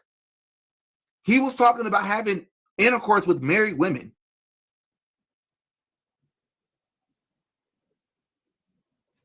Not only everything I just said, but Erika's dad specifically did work on the Iron Dome in Israel. All these coincidences, huh? Just coincidences. We're crazy for noticing. Okay. Okay. I'm a conspiracy theorist. I identify as a conspiracy theorist. My pronouns, just make sure you get my pronouns right. I told you so. I told you so. What is going on here? Charlie Kirk's family has a direct connection to Donald Trump. Did anybody see the hug between her and Donald Trump on stage? It was awkward. It was awkward. Trying to gaslight people when they're noticing and just using common sense and using their eyeballs that her behavior has been odd. Odd. I wanted to sympathize and empathize with this woman, but I'm not going to defy gravity, right? I'm not going to ignore logic and common sense and my intuitions. got this information about her in the Tyler video from another guy, white guy. Seen a white guy in this comment section saying that he got the information from him. So let's see, where did this originally come from? What he breaking down? But he pinned the dude comment and put the video in the channel, so I was able to go right to it. This is the guy with the content originally. Just listen. This is a live stream, and in this video, I'm going to show you something that was brought to my attention yesterday, and I showed this video last night, and it was a big connection.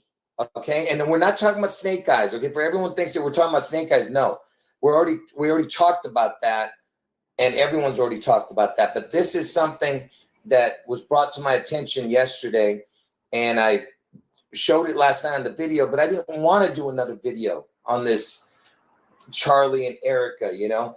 And by the way, I'm gonna not say my opinion on it, but for the people who know what our channel's about, that you know, whatever they want to say about it, let them say about it. But you guys know what we think about this story, okay? Now, I'm going to show you some just incredible coincidences that was brought to my attention, like I said yesterday, and I showed the video, but I'm going to show it again. And for all the people who didn't see the snake eyes stuff connection, you can watch it on other people's channels, okay? But on my channel, I've already had 3 or 4 videos on this Charlie Kirk thing, okay? So make sure you watch those videos first. I have 4 videos, I think, on the Charlie Kirk. This is going to be the 5th video, all right? And each one of them is really good, so make sure you watch it, okay? And my take on it is much different than everyone else's, okay? And let me show you the incredible connection with this one. Okay, folks, can you thumb up the videos on the way out? So, like I said, it was brought to my attention last night, and I showed this video. Look at this, will you? So we know that this Erika Kirk is basically like an actress. She's been in, you know, stuff, and she won Miss Arizona, you know, back in 2012, right? So here is a video. And by the way, I have to stop and go. I mean, I have to stop the video because we don't want to get a copyright. All right. But I'm going to play just a bit of it and stop it and let you just see where she's at in this video. All right.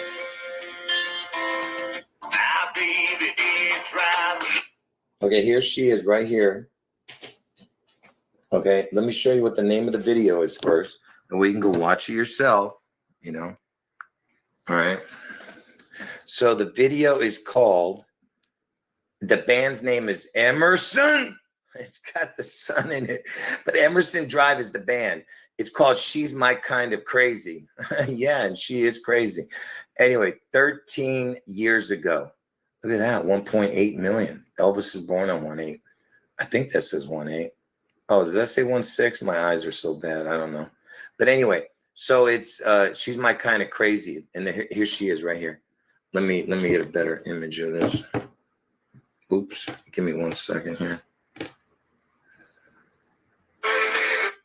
Where is it? Give me 1 second here. Already I messed this up.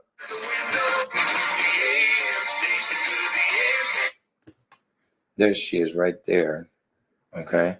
She's in this video.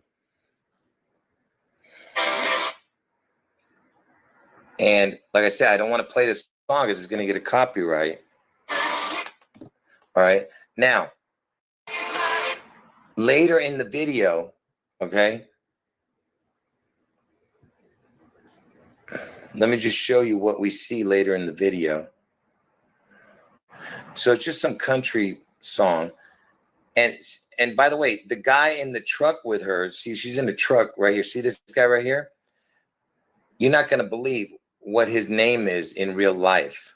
Okay, but we'll show you in a minute. let's just go to the part where, hold on. Oops. What did I do? I told you folks, I wasn't prepared to do this video. So they go to Vegas, and I told you that's Sin City. And Elvis is all about Sin City. For the people who don't know why I'm talking about Elvis, you got to watch my videos on this channel. Okay, anyway, so let me show you. So they're in Vegas, and she's about to go zip lining. What's going on? Why is this not working, man? Okay, right there, you see? She's about to go zip lining. Look at this. Look what she passes by. Watch this. You see that? She's flying.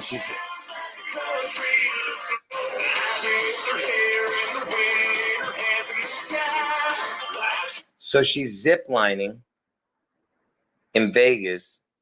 And you know that, just real quick, let me tell you before you watch that. A few days before the supposed, taking out of Charlie Kirk, you know what they showed? They said that Charlie Kirk and his wife told people that they had a curse was put on them by a bunch of witches having to do with some name called Jezebel, which is a biblical thing. But some witches put a curse on Charlie. And so they were so worried that they had a Catholic priest come out and take the curse off. Obviously, it didn't work, right? But so, witches are supposedly comply, in these whatever TV shows, movies, whatever the hell. But so she's flying, get it? And what does she fly by, folks? What does she fly by? Look at this. She's flying by. Look at the number, folks. Look at that. She flew by. Look, it said 1010 first. That was the first numbers that came up. But look what this number is. Look at that. 910. That's the day that Charlie Kirk was supposedly taken out. And look at what you're seeing right underneath. Look at that. What do you see underneath? First of all, it looks like two big threes right here. If you look at it looks like a three this way and a three that way, or crosses. You see like a cross here, like a double cross. But look, it says Fremont, but it looks like the word freedom. Freedom, just like he had on his t-shirt.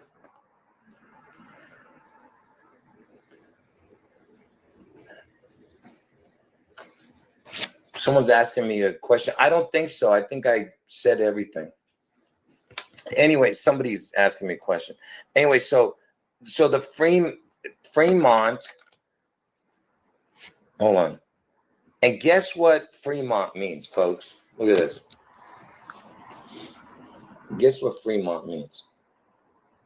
Let's ask Google. What does the name Fremont mean? Look at it. It has a connection to the word freedom. Look at that. I know you guys are seeing everything backwards because my phone's messed up. It has something to do with freedom, okay? But there's other words with it too. So just like he was wearing, Charlie Kirk was wearing the freedom shirt, okay? And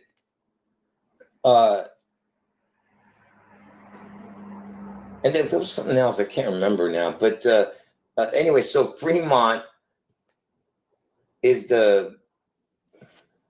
obviously you can tell I wasn't prepared for this, but so let's look at it again as she's going by.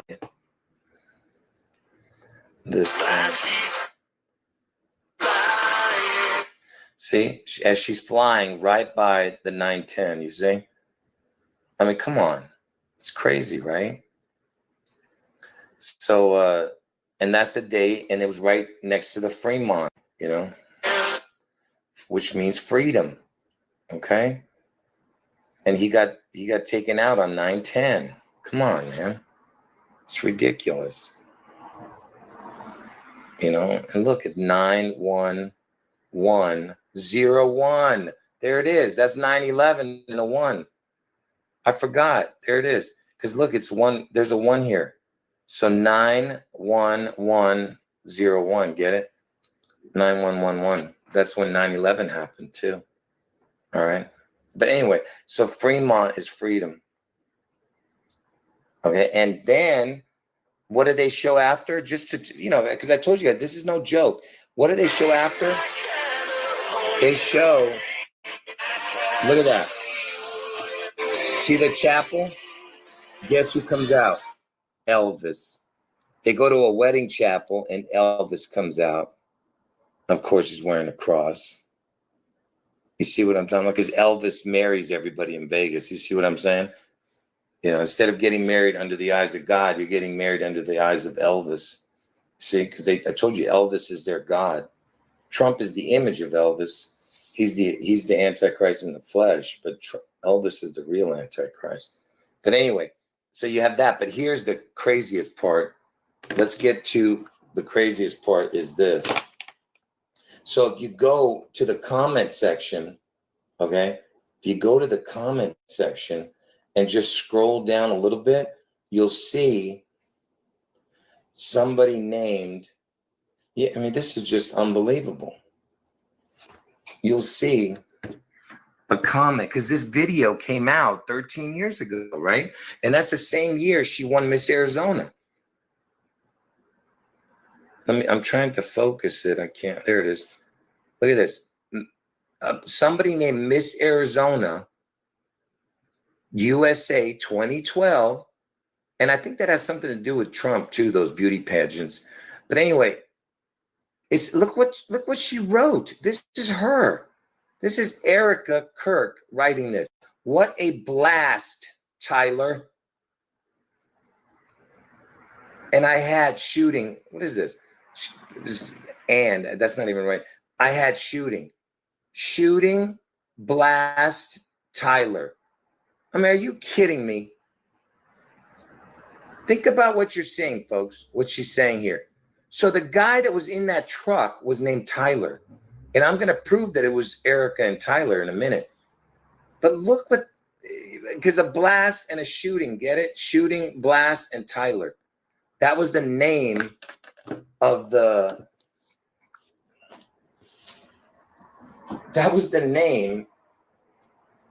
shooter who shot Charlie. His name was Tyler Robinson. It's got the Robinson in his name. Can you believe this? I mean, you can't make this stuff up, man. All right. So his name is Tyler, the guy. And now we're going to prove that his name is Tyler. And by the way, people are confronting her in the comments section about this. Here, let me show you the other video proving that it's, because remember, she's ziplining in Vegas. So here's the video. Hey, get new Little Caesars cheesesteak crazy puffs. They're so good, we ran here to tell you.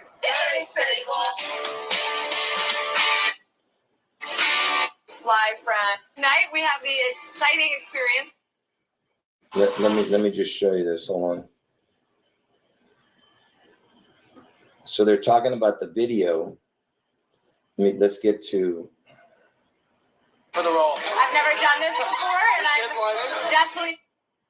Here it is. So the video, let's see what the video is called first. So the video is called Emerson Drive, She's My Kind of Crazy, Behind the Scenes with Flight Lines Las Vegas. Okay. The other one was just Emerson Drive, She's My Kind of Crazy. That was the real video. But this is behind the scenes with Flight Lines Las Vegas, plus the title of the video. Now let's look at who's in it. Look at this. And what's the name? Look at the names. You see?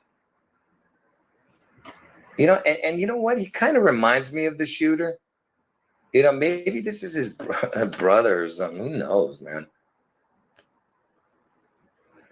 Doesn't he kind of look like the brother? You know? Maybe all that is filmed years ago. You know what I mean? Like, you know what I'm saying? Maybe this whole thing was filmed years ago. That Tyler thing. Like, what's the chance of that, you know?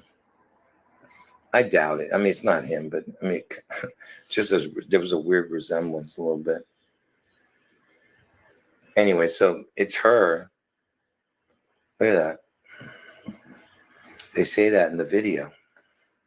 Erika and Tyler are ziplining tonight, all for the benefit of the music video for My Kind of Crazy. So anyway, watch. Look how like cozy she is with this dude.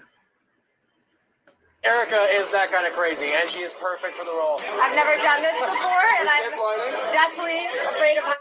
You hear what he said? She's that kind of crazy. Yeah, we see it. Yeah. You are awkwardly, definitely mortified, afraid of heights, but we'll see what happens. They told me they only go 20 miles an hour. We'll see. Okay, let's see. Because she gets a little cozy with him. I'm trying to stop and go because you don't want to get a copyright. But that does not include looking down. I'll survive, I promise you. I don't know what facial expressions I'll have. Yeah, she called herself a survivor.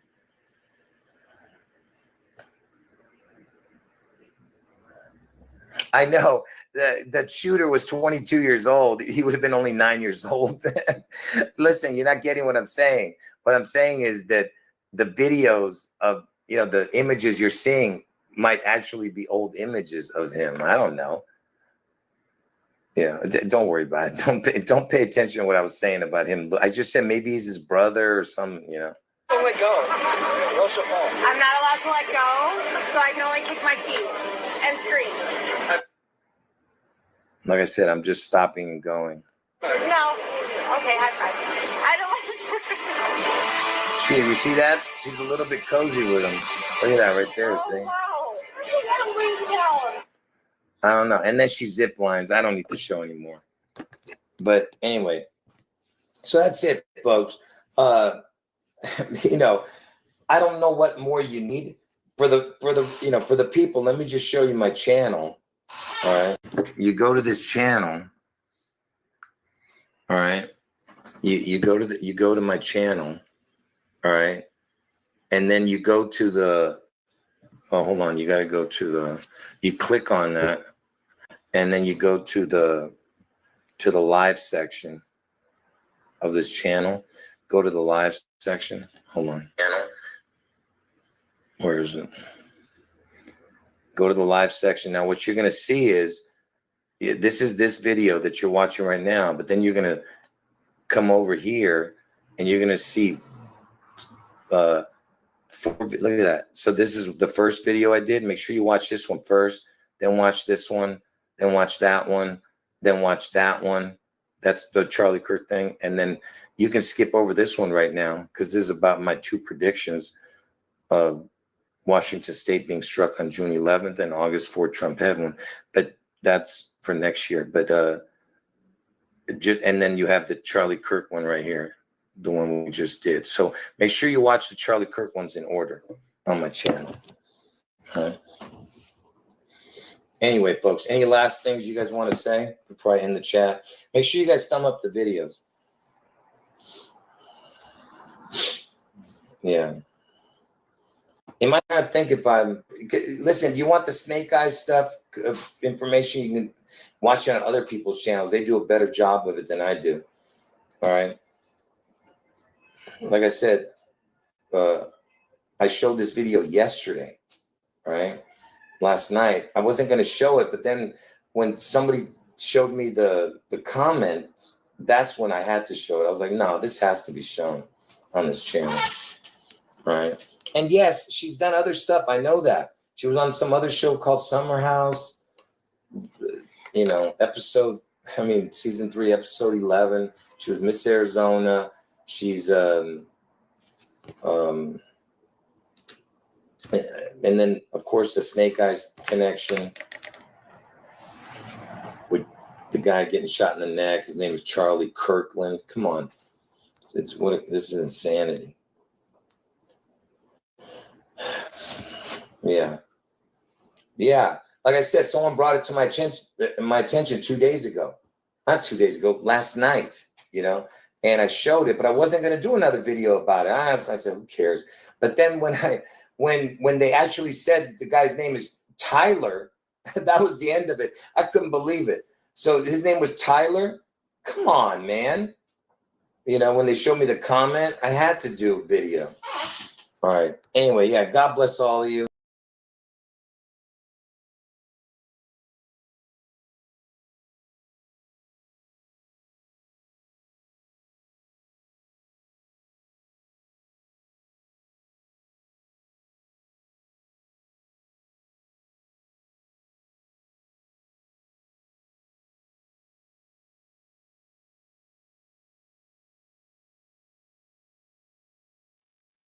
And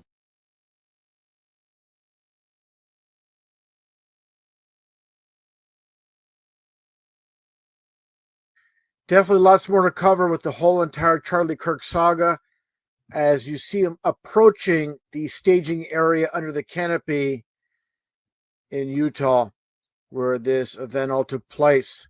One thing I want to mention, as you already saw in the back, the SUV that hauled him away, as you can see here, preparing, backing up. Here you see it coming into play once again. And early into the presentation, in front of the audience with Charlie Kirk, we all know what takes place. But I really want to focus on the staging area in the back once again. Let's take a look. One last time as Charlie Kirk makes his way. The SUV, the Wagoneer pulling up and backing up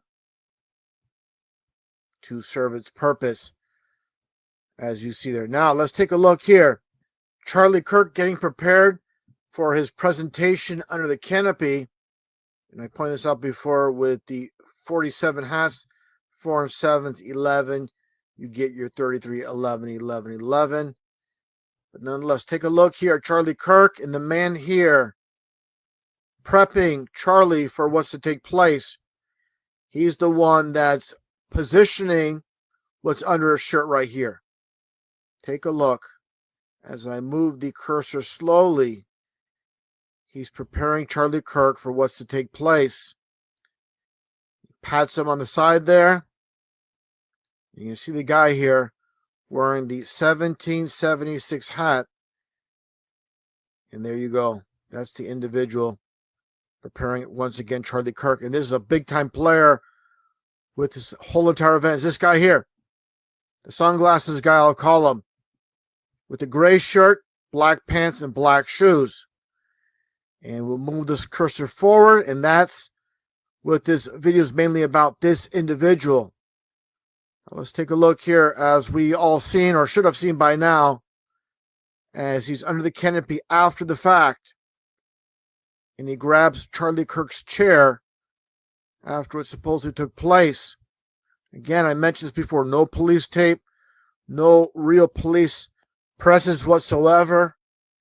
And for those that have watched the live stream from the university itself, it was 5 minutes and 20 seconds after what supposedly took place with Charlie Kirk and the camera being in this position.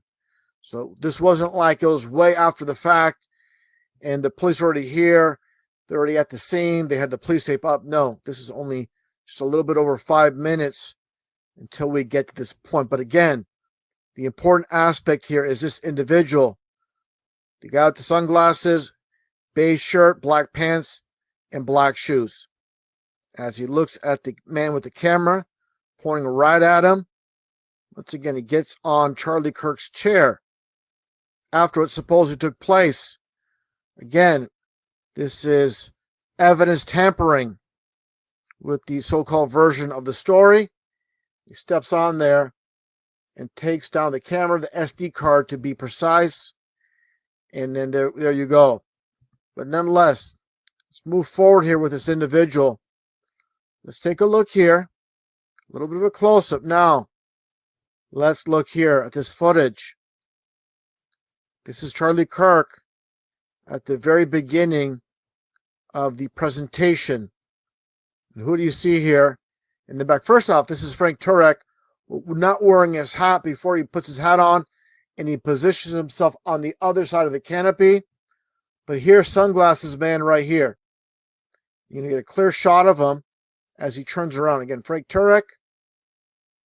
And you're going to see Sunglasses Man, who is really close, supposedly, with Charlie Kirk. And there he is right here. This is the guy. This is the focal point of this video. There's more to present, but really it's about this individual here. Once again, as you're going to get a good view of him. This is obviously the same guy, like I mentioned, that took down the camera. And there he is. Sunglasses Man. Really want to emphasize the beige shirt, the black pants, and the black shoes as we move forward. Now take a look here at the next image I want to show. Of course, Charlie Kirk, Sunglasses Man in the back. Let's get a little bit of a close-up of him right here. And there he is looking forward, looking on with Charlie Kirk in the foreground. A little bit more of a close-up. Now let's get to the part of the video with Sunglasses Man present once again. And this is right after what went down with Charlie Kirk. And then you get a little bit of a close-up. He has his arms folded. Now take a look here. Get a little bit more of a close-up. Now watch this. And here you see him, Sunglasses Man, and the Mr. Muscles right here, as I showed in my previous video, as he basically body slams Charlie Kirk to the ground. I understand someone will say, oh, that's for his safety. No, this is part of it. All part of it. And look at, again, Sunglasses Man, as he makes his way without hesitation to the back. Zero hesitation. He heads straight to the back. And why is that? Why is he going to the back without any hesitation whatsoever? Okay, take a look. He makes his way to the back. All this action. I'll present this in another video. Get into this later on. But let's get to the point here. Again, with Sunglasses Man. One last time. Without hesitation, after everything goes down, you're going to see him run straight to the back. Getting into position. What position? I'll show that right now. And that cuts to the back scene here that I've shown. And I'll play it, and then we'll get right to it.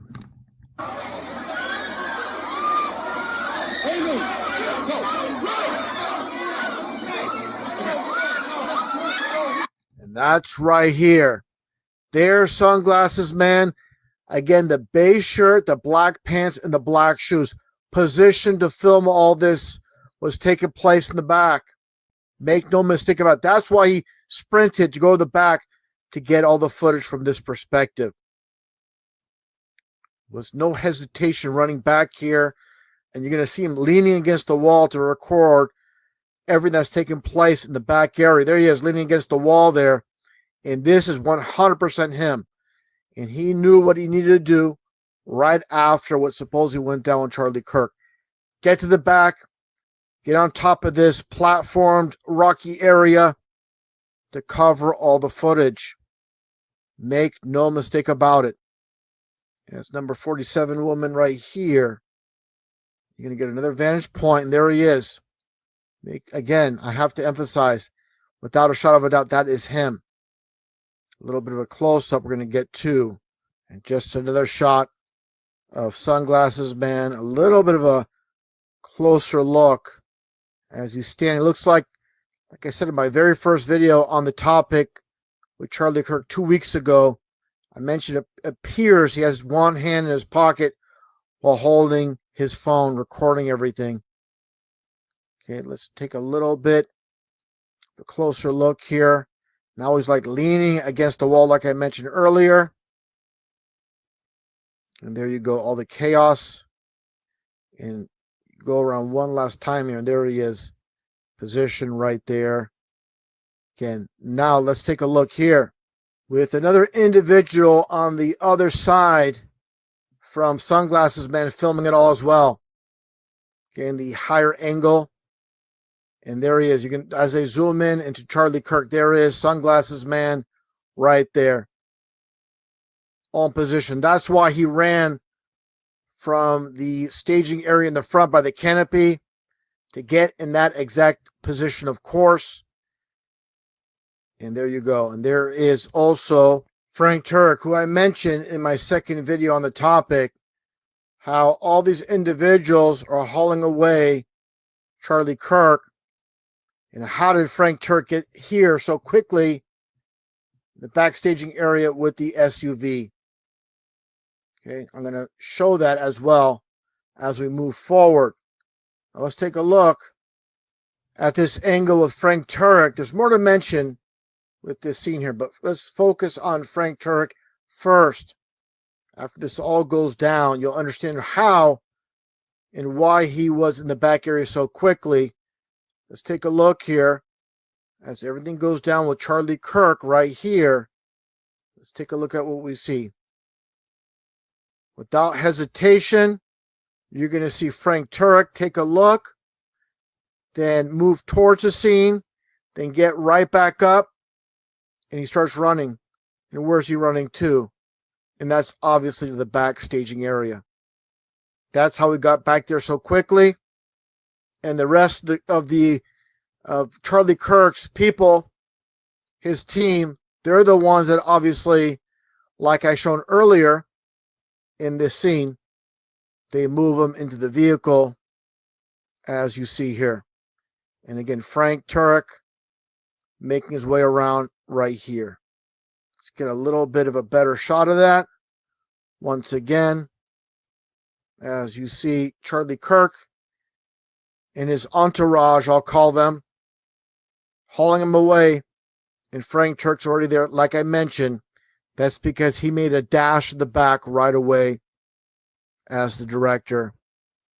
And there he goes, swinging around. Now, I want to point out as well, let's take a look at this very opening scene, as I shown before, with this angle. Frank Turek's all the way left here, but this one female, let's take a look at what she does here right before everything goes down with Charlie Kirk. They zoom in on her. You see Charlie Kirk, Frank Turek right there. Now let's take a look at the female. As you're going to see her go right by here. Kind of casual look. I don't want to say, but almost a smirk on her face. Very casual as this is all going down. Take a look here. Let's play this slowly as she walks by. This has really gone under the radar. Like very casual walking past the scene while this is all going down. This is very relevant with everybody that's involved here. And there's Frank Turek on the ground there, looking as she's making her way out of the scene. Now take a look here. Here she is, facing the crowd. This is obviously Frank Turek once again. Now watch this. As she turns around and looks towards Charlie Kirk right before this all goes down. And there's Charlie Kirk, and there's Muscle Man with the hand signals. And watch this. She just casually walks away while this all takes place. And again, Frank Turek, as you see here, he goes to the ground and she just goes off scene like nothing. Kind of very casual, but she was looking towards the crowd, and then automatically, as this all goes down, she just walks away very, very casually. No running, just kind of just walking away. And I'm going to show something else here. And that's this individual right here. Might be a little bit hard to see, but she plays a role, as I shown in my second video, in the backstaging area, the parking lot. Let's take a look here. And she's walking by. Here she is. A little bit of a close-up momentarily, but let's just play this video a little bit more slowly. And all the individuals in the back, I'm going to get a close-up here, and you can see them after this all goes down. Again, here is the female with the red hat, Frank Turek. These individuals with cameras. Take a look here. You're going to see that female that I was pointing to earlier that's going to appear over here momentarily. And she's getting, and there she is. And she's going to get into position as well. And where's she going? I'll show that right now. Let's get to it. And as I shown initially on Rumble, and again, there is Sunglasses Man in the back, but here she is. She made her way to the back as well. She's right here. Let's get a little bit of a close-up as I move the cursor over with the close-up of that female that we saw running in the background behind the canopy. And there she is, positioned, like I mentioned before, pointing the camera in this direction, not at Charlie Kirk in his white shoes. And the female here telling her, let's get out of here, like I mentioned in my second video on the topic, covers her mouth and says, let's go, time to go. And she follows her. And there you go. Now, a very important aspect with three individuals from Charlie Kirk's crew, as you see here, this one individual here, the bald-headed man, and the one I call Sunglasses Man. All three of these individuals' job is to get to the back as soon as possible after this all goes down. Let's get right to it. I'm going to play it in slow motion so you can really see what's taking place. Now watch here as this guy here, he jumps over the table. Play it very slowly. And there again is Muscle Man over here pushing, body slamming Charlie Kirk to the ground. Where I said in my previous video, he should be holding him and bringing him down, not body slamming him. Bring him down, wrapping his arms around him and bring him down securely. Now let's move forward on these other individuals.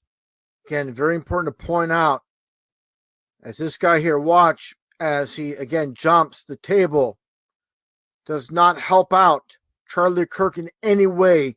What's the purpose of his anxiousness of jumping the table, not attending to Charlie Kirk at all, basically jumping on top or right over Charlie Kirk, could be stepping on him there to get past him.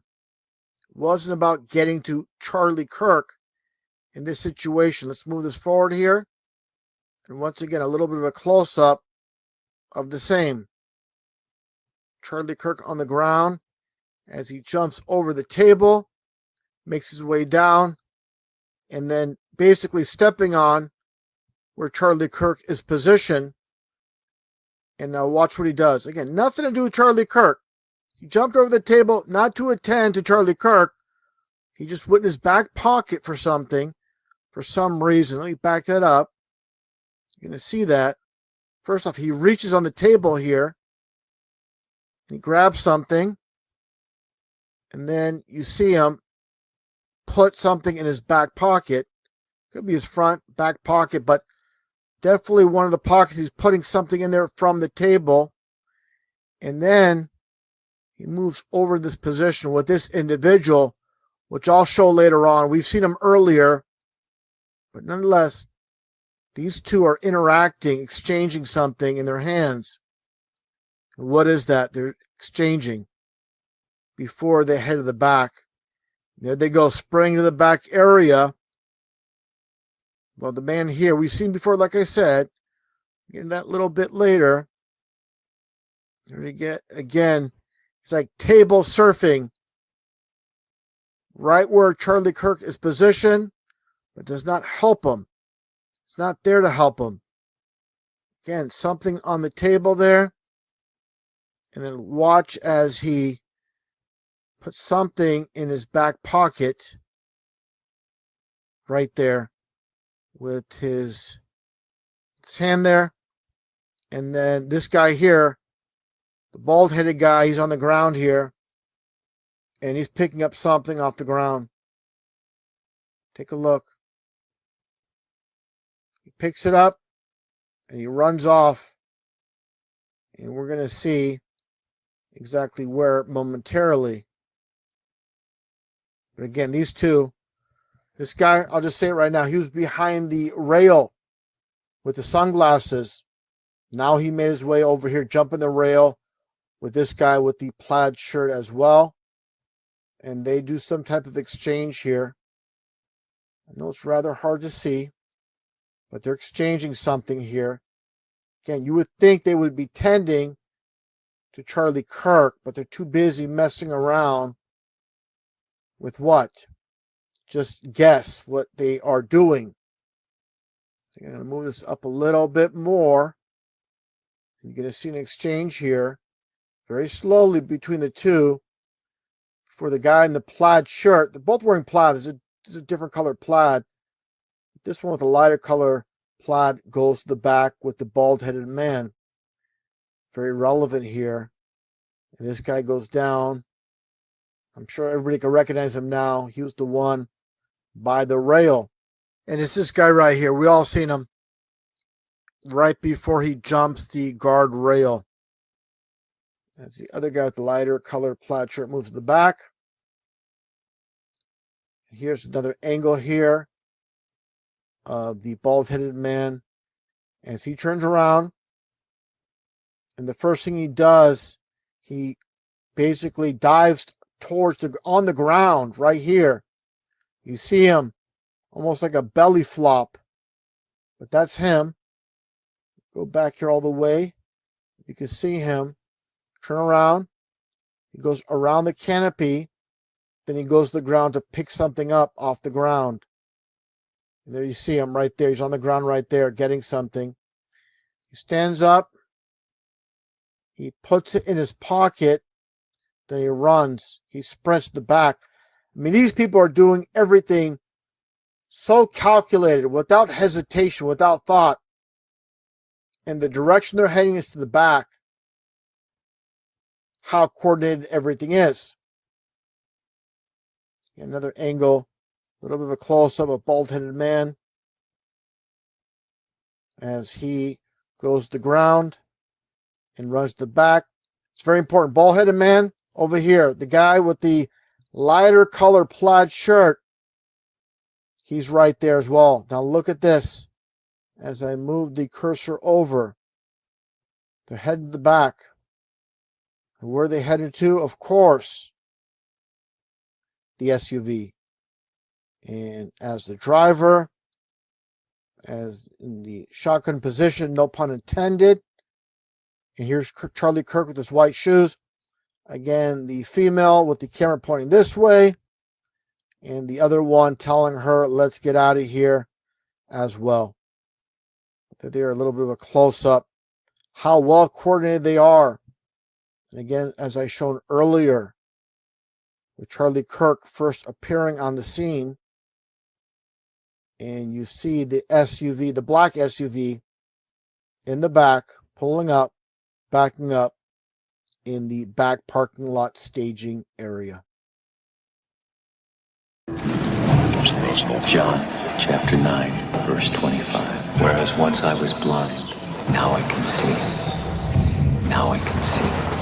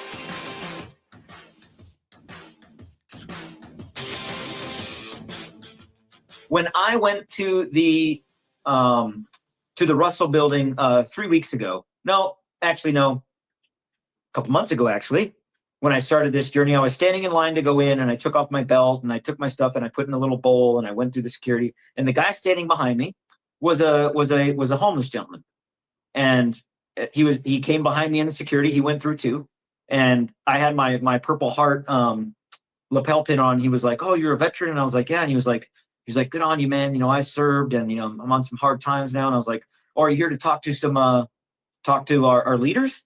And he's like, "No, I got this gift card to Dunkin' Donuts." So there's a Dunkin' Donuts in the Russell building, first floor. He's like, "I came to get a coffee," and I was like, "You know what? Let's go get one together." And I sat down with him, and I was like, "So, you just come in here and just, And he was like, and he looks at me and he was like, "This is the people's house." Yeah, I come in here. And I was like, "You know what? You're right." Yes.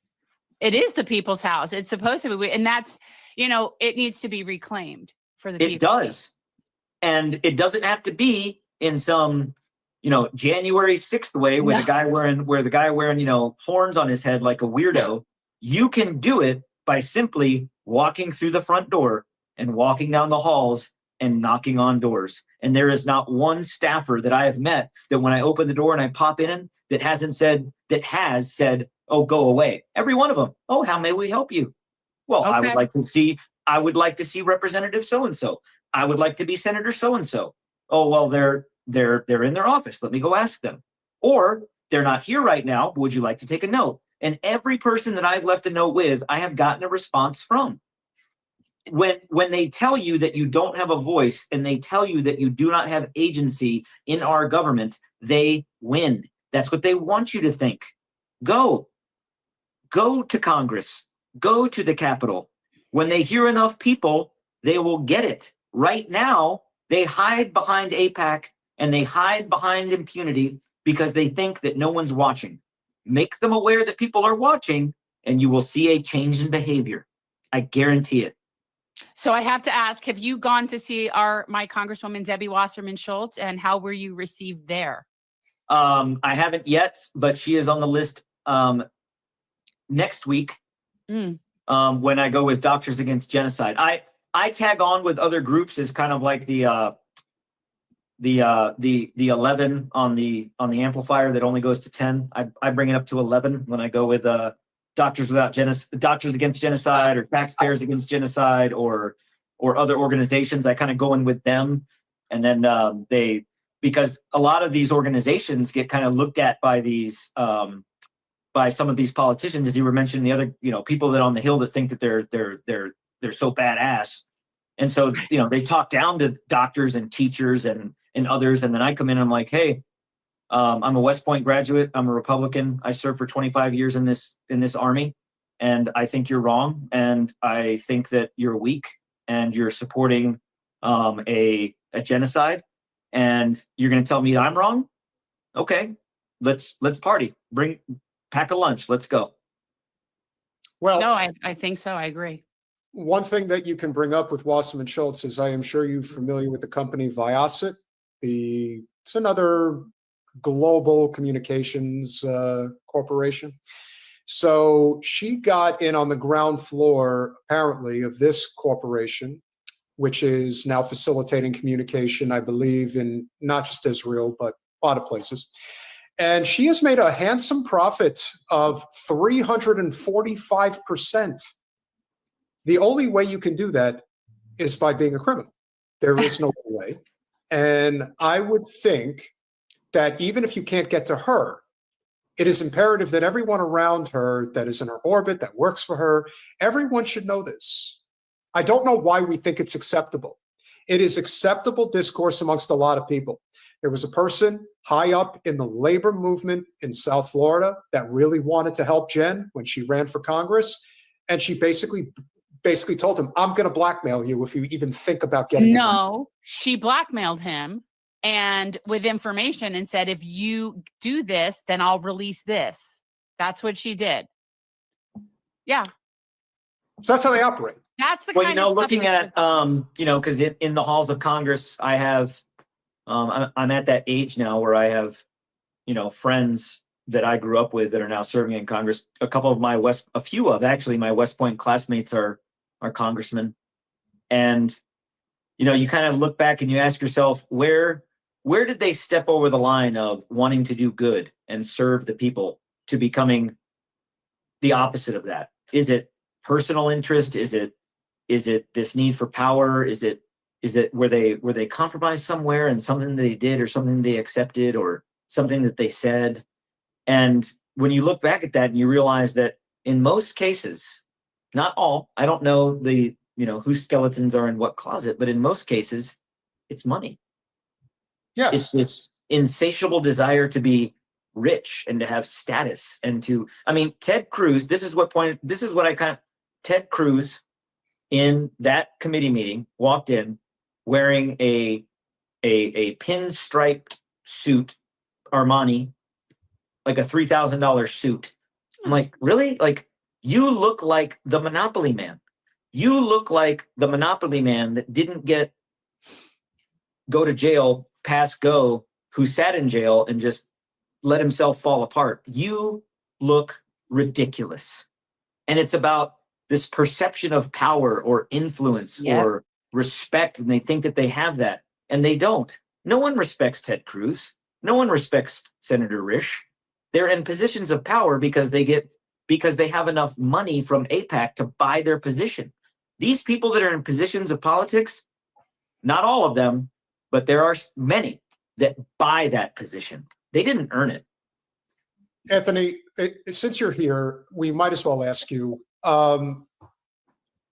I think Charlie Kirk was assassinated because he knew how to command the flock. He was very good at it. In fact, anyone under the age of 45 that was leading Christian Zionism in the United States would certainly agree that he had as powerful a pull as anybody. Now, he was a talent. There's no two ways about it. A grifting talent, but a talent nonetheless. And he was funded by the Zionist billionaire class. And the second he decided he didn't want to be a part of that or privy to that party anymore, they decided, well, either you're going to do what we say or we're going to have to make an example of you.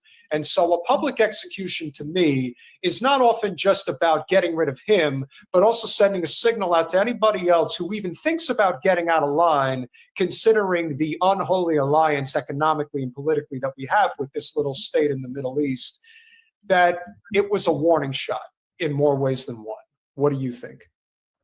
My opinion, being a man of the world and seeing what the evil that people can do. Charlie Kirk was assassinated by some sort of Israeli plan to shut him up, but also to send a message to Donald Trump directly. Because look at the close relationship. Shooting Charlie Kirk is the closest you can get to Trump other than shooting one of his family members. Absolutely. That was a message to all Trump. of the that was a message to America. Not just you, damn right. All of the politicians, all of the generals, all of the people in power in America, do not cross them. And it was the most public one since Kennedy, and it was meant to be that way. And now Trump just doing whatever the fuck Benjamin Netanyahu say. All of Europe is turning against Israel, except it's just the Europeans here in America. We're still going along with it. And Trump doing anything Netanyahu say, especially right now, he's scared to death. I don't know all the conspiracy theories in terms of how it was done, or who gave what hand sign, or who did what. But I do know, or I shouldn't say I know. I strongly believe, and I will believe it until proven elsewise, that Charlie Kirk can't just say this was a warning to Trump when Trump helped sick Erika Kirk on that boy. She was at his, whatever her name was before then, Erika, she was at his pageant fucking with him before she even knew who Charlie was. So, yes, they still letting Trump know we'll take you out. You do what we say. But Trump played footsie with the devil. He's been dealing with those people a long time. Kirk was assassinated as an attempt to send a message to others that will speak out, and a message to our president to don't deviate from the narrative, Donnie. I think it was a message to a lot of people. You know what I mean? It was a message to other content creators. It was a message, definitely. Yeah, and absolutely. The only misstep is that they assume that Trump gives a shit, where you can see that clearly after the pomp and circumstance of everything, once that's not in it, he doesn't give a shit at all, because when he was asked right afterwards, he just said, yeah, we're doing good. I'm building a ballroom. I'm building a ballroom. Yeah. Hey, Right. how So are you he dealing doesn't with this? care. How are you dealing with the death of Charlie Kirk? Oh, pretty good. Hey, we're building this ballroom because that's what America wants. This is exactly the most important thing going on right now. That was his nervousness to pivot away from that. Wasn't just him not giving a shit. He didn't want to talk about that. Oh, Charlie Kirk, let's talk about anything but that. Nah, that wasn't him just say, I like, who is Charlie? No, that was him. He don't even want to talk about that because he know he's in them. Yeah, I'm not an action that's taken in order to try to influence or manipulate someone doesn't always mean that the person that you're trying to influence is going to be influenced in that way, because you have someone like Donald Trump to where let's kill someone close to him that won him the election. Let's not sugarcoat it.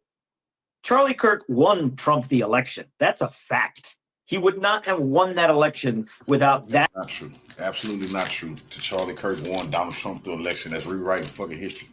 Trump could not have won without the black people that voted for their policies, and he done fucking went astray. Voted for him to send those illegals away from here, block their border, stop letting them transition the kids, get out that Ukraine war. So that's what we gotta. Charlie Kirk couldn't win that man a motherfucking thing.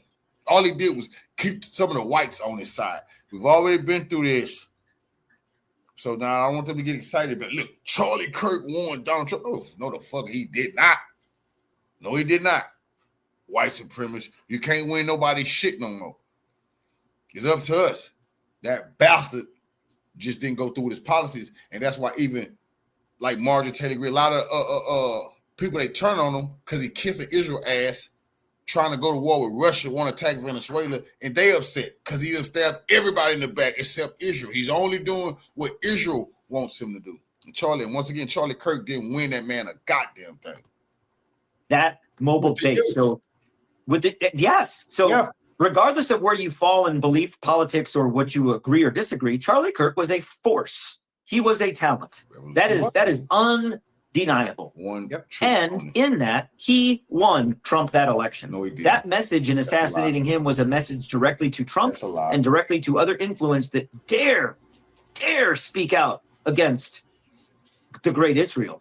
And that, to me, that is where our country is losing our way. That's not the America that threw tea into the harbor. That's not America that fired shots on Bunker Hill. That's not the America that sent Britain packing back across the ocean and said, get out of here, we're going to write a Declaration of Independence. That's not we the people. That's not America first. What are we doing? Come on, Republicans. Come on, veterans. Come on. Where is the QAnon shaman when we need him? Well, Jen, you've said often that if there is going to be any type of revolution in this country, it will come from the populist right. It's not coming from the left. That's not happening. And in addition, they just can't get their shit together. Well, they're trying to. But what I think it really comes down to here, a lot of people are afraid to die, which is understandable. We are a creature of comfort nation now, and people are just not used to having to fend for themselves in a way that, you were talking about, Jen, a little earlier regarding ChatGPT and the devastation that these industrial tech centers are doing to the environment. But to the average person, why do you want them, or why would you need them? It isn't that you need them. It's that we're just a very lazy culture now.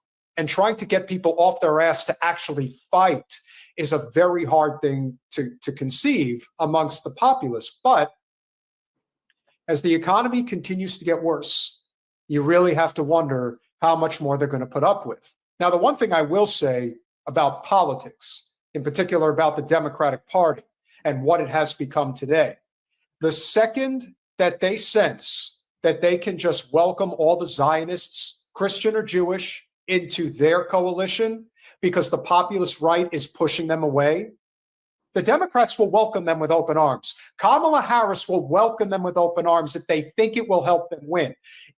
With no power and no consequences, we're seeing right now that they can't even lift a finger for Zoran Mamdani.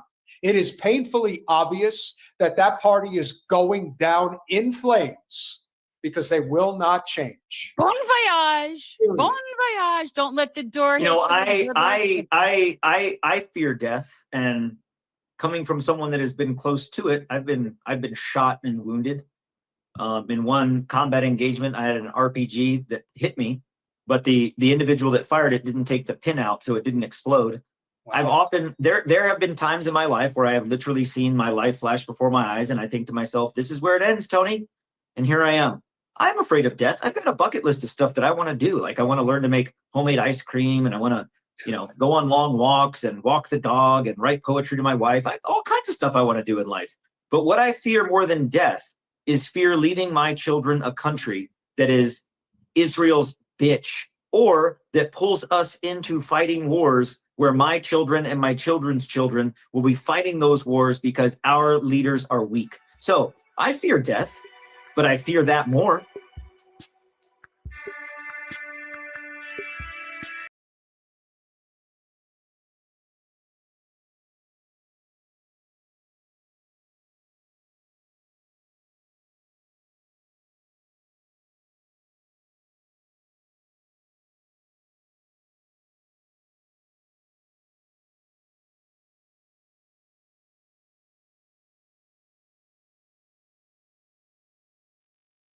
Ladies and gentlemen of the jury, here we are today in the court of public opinion, battling out a narrative, what they want you to believe versus what your eyes are telling you to believe. Welcome back to the channel, everybody. Today we are continuing to talk about the bizarreness around the Charlie Kirk assassination because things just keep getting weirder, and everybody who wants us to just shut up about it or turn the other way and accept the narrative that's been put out is going to have a bad day after watching this video. Starting with the news of there being no autopsy performed, we have to first play this for you guys so you can hear it for yourselves. They emailed me back. He did not go in for an autopsy. The death certificate was signed by the doctor at the hospital. Sus. Oh, okay. Can you just do a field clip documenting that? I'm sorry, 10-9? Can you just add a step to the case documenting that there was no autopsy? Jesse just told me that he just got on the phone and Charlie's wife is coming to signature and they're bringing a car over here for her right now. Charlie's wife is coming to land at signature, you said?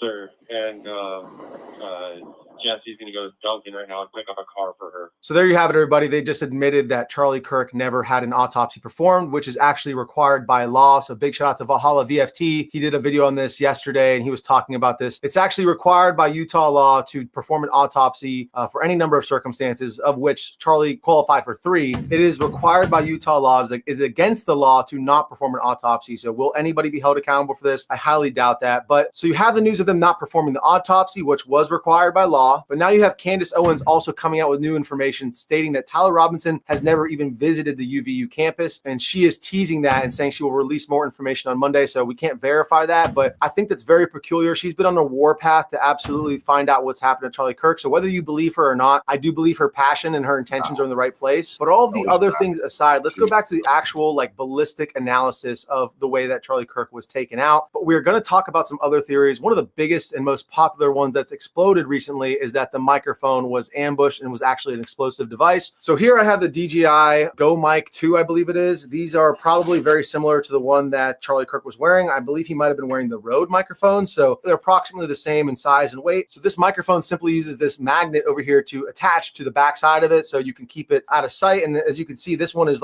folding over from the weight. And this is exactly kind of how Charlie's looked on his shirt. And what is being alleged is that Charlie's microphone was booby-trapped, much like the pagers were in Lebanon with Hezbollah. And this guy's claiming that Mossad actually booby-trapped his microphone. I think this is highly unlikely for the reasons that we'll talk about here in a second, but let me show you what this guy's alleging first. Tyler Robinson didn't kill Charlie Kirk. Charlie Kirk's Israeli security detail killed Charlie Kirk, and Charlie Kirk's assassin is caught on tape. Blake Bednar has brought us this video. We'll break it down. Take a look at this. Here it is from the wide angle. Watch Charlie Kirk's right side of his t-shirt. Watch the lavalier lapel mic. Do you see it explode? Let's bring it in just a little bit closer. Watch this. Put it in the freeze frame. That is the explosion from Charlie Kirk's lavalier lapel mic. Want to see it again? Bring it in closer. Remember when we told you that that was absolutely an exit wound? Yeah, it is. We can agree on that. I believe that is an exit wound, but let's let him continue. Check the trajectory of the round that was deployed from that lavalier lapel mic. That went directly from Charlie Kirk's lapel. That went directly from underneath. All right, we're going to pause it right there. So the issue with this theory, it is absolutely impossible for something to shoot out or for that lavalier mic to explode without this magnet coming off, okay? I am by no means trying to discredit every theory that I hear just to prove my own theory, but every action has an equal and opposite reaction. So if you're going to shoot a projectile out of this system right here, right? If this is going to shoot a ball out of the front of this microphone into my neck, it's going to push against the shirt this way. It's not going to go straight into my chest, and it's sure as hell not going to be held on. So I'm going to show you guys with 2 fingers real quick how easy it is to pull this magnet off of this mic through my shirt. If I pull it straight on, a little bit more difficult, obviously, but if I pull it from the side, I mean, I barely pulled that thing. If you're going to project something out of this that is strong enough to go into his neck and come out of the other side, it would certainly have knocked off that magnet from his shirt, and this would have gone the other direction, because you can't push something in this direction without getting pushed back or having something behind this to support it from going back, which there's no way it doesn't go backwards when the projectile comes out, okay? Secondly, if you're going to call it an explosion, if you're trying to convince people that this exploded in his shirt and some shrapnel is what came out of Charlie's neck, the same exact things to be true, right? This magnet is going to go shooting off in this other direction, because this is going to explode in all directions. Incendiary device, he's calling it, right? It's going to explode in all directions. And this magnet is going to come flying out off of his shirt, because there's a solid force on this side, which is Charlie's body pushing against that explosive force, and that magnet's going to go rocketing. So the problem with this theory is the magnet doesn't go anywhere. I mean, it's not hard, right? It's not hard for this thing to pop off. It's a strong magnet, but it's not strong enough to withstand, and the shirt doesn't jerk in that motion in the way that it would if something was being projected out, right? Because every action has an equal and opposite reaction. So I think it is very easy to rule out the lavalier mic being rigged and exploding and that leading to Charlie being hit. So that brings me to this camera angle here that was recently put out, and this is a very high quality camera angle. I believe this is from the university's own cameras, and you can tell it's a very high quality picture that we're seeing here. So I want to play this for you guys and see the exact moment that's being alleged. So we're going to pause this video right here, and we're going to talk about the reason why that new angle and discovering that was actually his necklace that flew off actually changes nothing for me, because although it's not the blood splatter that I thought was the smoking gun in that situation, everything else that I discussed in that video still holds water over every other theory that's out there. First and foremost, you see Charlie get struck before the exit wound emerges in his neck. Secondly, his head accelerates down into the left, leaving his hair behind for a second to catch up, which you can see very clearly on camera. And you could also see in one frame of the video where the projectile was literally piercing his skin or had just passed through his skin. And then afterwards, you can see a projectile traveling between his knees. That on top of the extreme hemorrhaging that we saw, which is indicative of exit wounds. That on top of the way that Charlie had tensed up when he got struck in his brainstem. And then finally, for everybody who's trying to explain the chain breaking and flying up around his head as the bullet somehow striking the chain and it ricocheting off the chain, and that's why the exit wound was larger than a normal exit wound is. That is absolute garbage in my opinion. And most likely what we're seeing and why that chain actually snaps is because we could see right here in this frame, the temporary wound cavity when a bullet strikes a medium, a fluid medium like the human body, is absolutely catastrophic. I'm going to show you guys this ballistic gel test here, and I have it paused on this frame for a very specific reason, okay? I want you to remember how big this area is and how much this gel had expanded to this point, okay? We're going to rewind it here. So boom, bullet is fired, it hits the gel, it creates this temporary wound cavity, and it stretches approximately 10 inches. If you're using this ruler down here for reference, that's at least 10 inches, if not greater, in size. So Charlie's neck would have expanded from this temporary wound cavity at an extremely fast rate, about 10 inches or greater potentially, causing his neck to swell up, breaking his chain, and then causing that huge plume that you saw in every single direction around his shirt, right? People are trying to say the back went up first and the front went up because the cross went up. It all happened at once, and you could see it in this video right here. You could see it in this freeze frame of this video. All the way around his shirt is puffing up. So the entire collar area of Charlie's shirt is puffed out. Looks like he's one of those linebackers of the NFL wearing a neck roll, right? But the neck roll goes all the way around. You can see it. Every single spot on his shirt is puffed up all at once because of that temporary wound cavity that's expanding his neck, his literal flesh in his neck by that 10 to 12 inches for just a split second. But that's enough to pop that shirt up and break that necklace. And then you see a shirt kind of linger up in the front because the necklace is still going up. And in the back, the necklace escapes and goes around the back of his head and goes off the back. So that is 100% the most logical. Like if you're just using common sense and you're just looking at it, especially when I show you guys this footage right here from a standard 223 FMJ bullet. This is not a specialty bullet. This is the most basic mil-serp like practice ammo that you can use. And this is what it's doing to ballistic gelatin. So to me, this explains 100% the reason that Charlie's shirt flipped up in the back and in the front. It just appeared because these camera frame rates are too slow to capture it happening all at once. This camera angle, in fact, did, and you could see it clear as day. To me, it's clear as day. Here is a closer look. We'll pause it right here. We're not going to show anything graphic at all. There you go.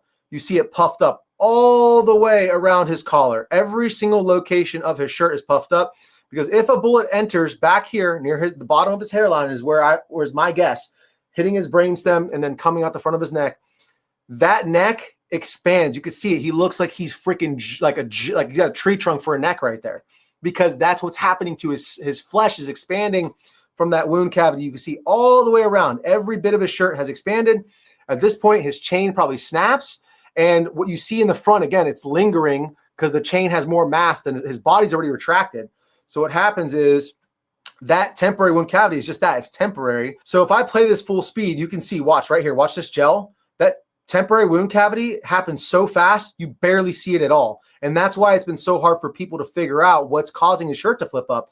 It's very clear to me it is that temporary wound cavity. Here it is slowed down by ballistic high speed. Shout out to these guys. So here you can see it slowed down. Again, in real time, you don't see that temporary wound cavity, how big it gets, how much it would balloon out somebody's neck, for instance. But when you slow it down to 5,000 frames per second, you can see every bit of that. So that's why everybody's over here trying to explain, why does the shirt puff up in the back, then it puffs up in the front? Nobody can figure this out. This is so obvious to me. Just use your eyes. There's still going to be so many of the non-player characters and the bots out there claiming that I'm going so far and stretching so far. Believe your own eyes. Believe what you are seeing with your own eyes, people. Look at this temporary wound cavity. Look how big that is. That's 50,000 frames per second, okay? It gets absolutely huge. And then you see that little explosion of the unburnt powder happens afterwards. This is proof, guys. What other proof do you need that Charlie Kirk was shot in the back of his head? I don't know what else I could do. Now, where is he shot from? Is it the Bushman? Is it from one of those little vent areas above those windows? There is a door over there. I don't believe it happened from the door, but I believe that it happened from somewhere in the back right. I don't know where exactly, and I'm calling on every single one of you guys to help me figure out where exactly the shot came from. I am more than willing to take information from you guys. If you guys have any information, head to rangedaybro.com and fill out the contact page over there. My email is rangedaybro@gmail.com, so you can send stuff over there, as well as Instagram. Make sure you follow me on Rumble.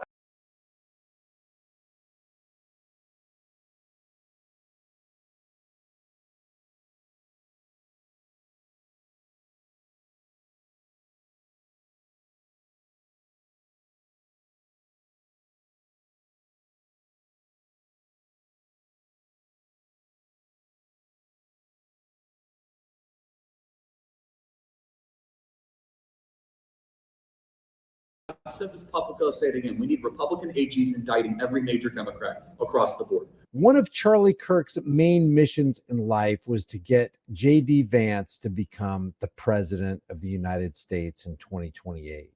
Would you ever consider making a run for the presidency? You knew that was coming. I'm 31 years old. I got a great life.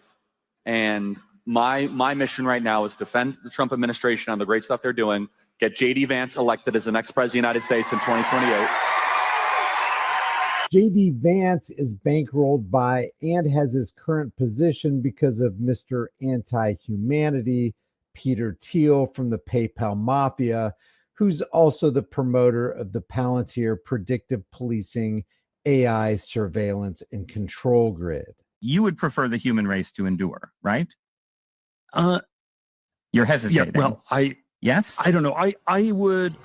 Now, this is very crazy, bro, that this dude obviously do not want the human race to survive. This guy, this dude with all this diabolical money, bro, don't want us to survive, fam. And these are the people who put J.D. Vance in power. J.D. Vance is next to be president. We have some serious problems on our goddamn hands. I would. This is a long hesitation. This is a long hesitation. There's so many questions implicit Should in the this. human race survive? See? And I keep telling you, it's people like him pushing for World War III. They want the nuclear weapons to fall. Too many. See, he's a small hat hiding under a different name, but he wanted them. You see, helping push policies here in America that lead to thermonuclear war. And right here, he can't even pretend like he give a shit about humans. He can't even if he wanted to. Serious business. We don't even know if he is a fucking human. That's just true.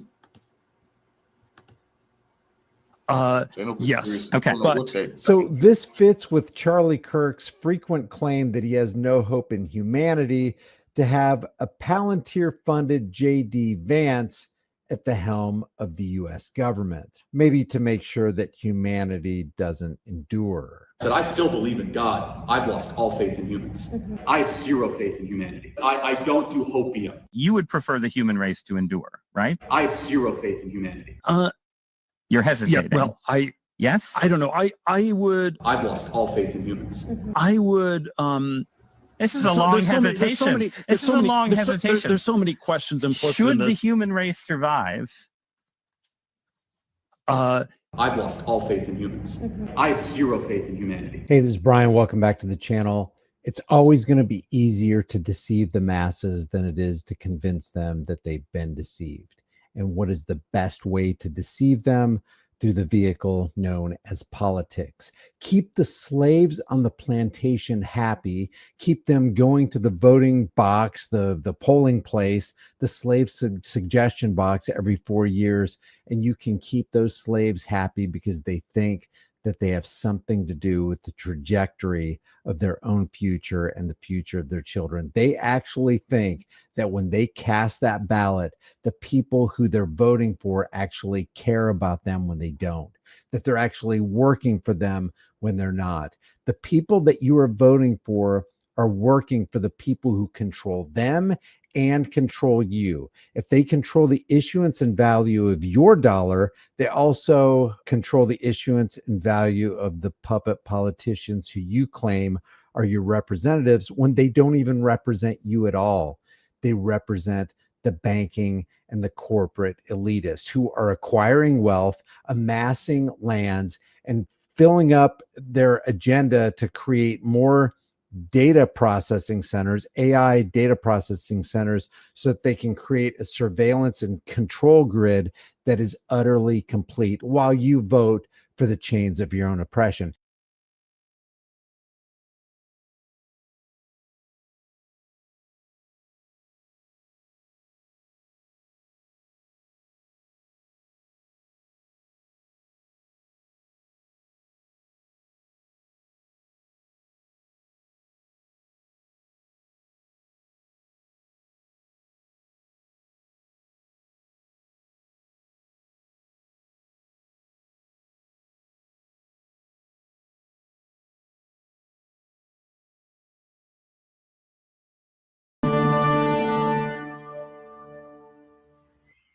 This is not good, you guys.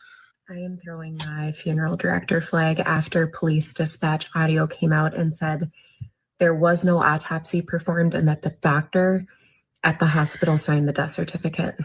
I'm going to break this down for you as a funeral director, been in the industry for 15 years. I am not going to talk about specifics. I am not going to talk about conspiracies.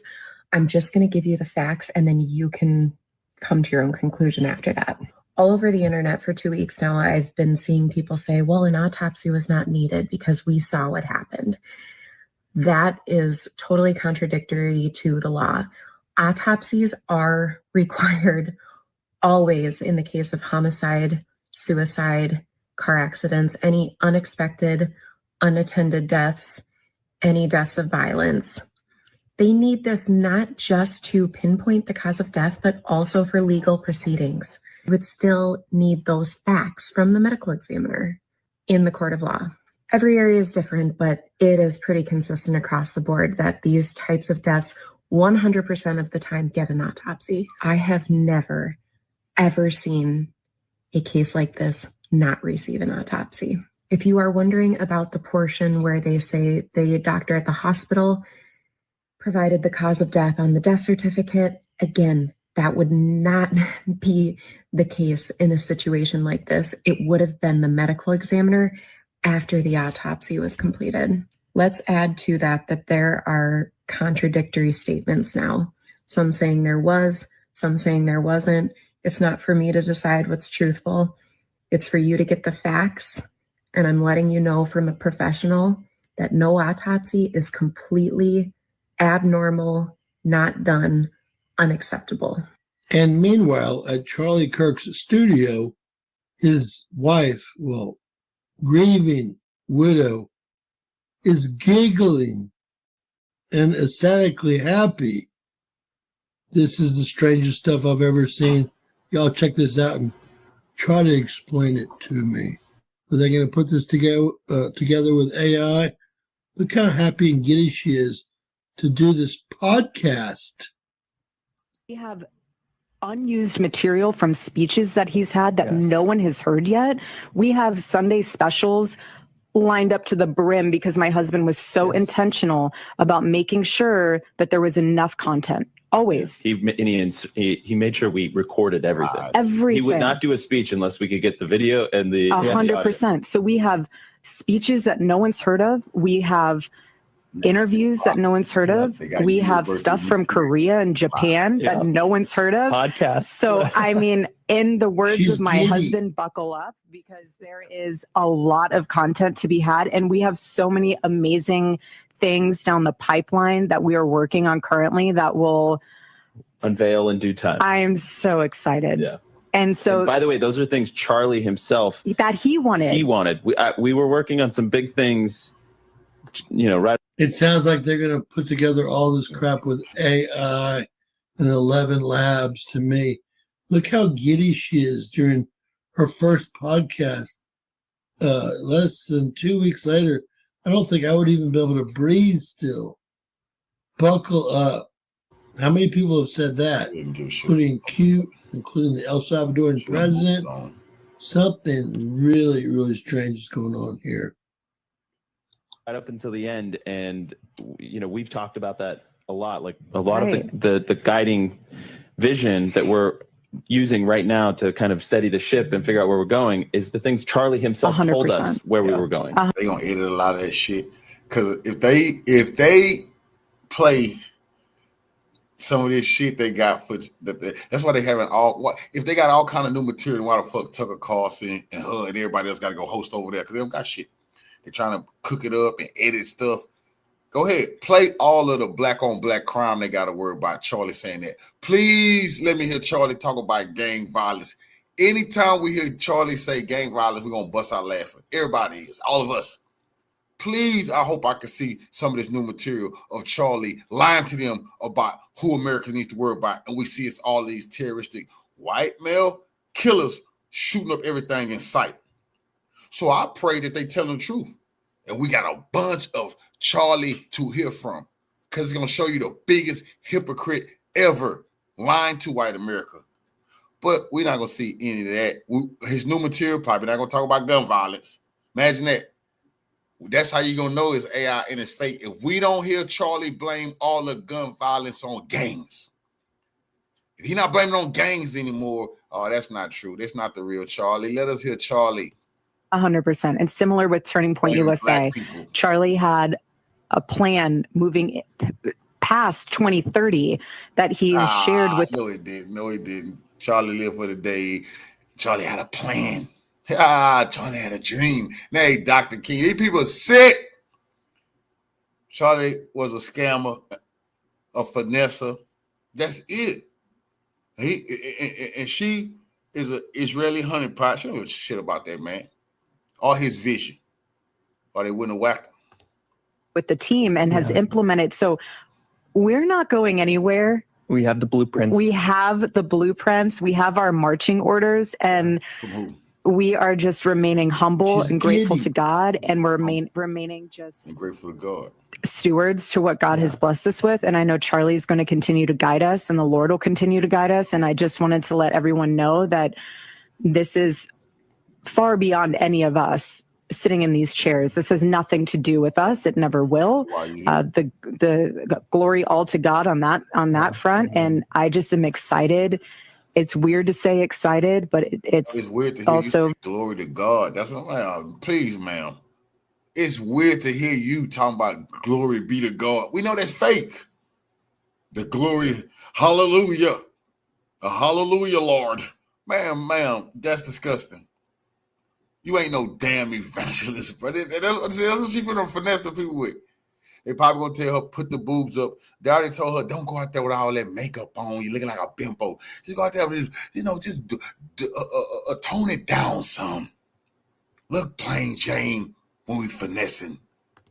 so very surreal to say it because I know Excited. that God will use all of this in a way that will glorify Him, further Charlie's life. Use them, and it's gonna glorify us. This is all script.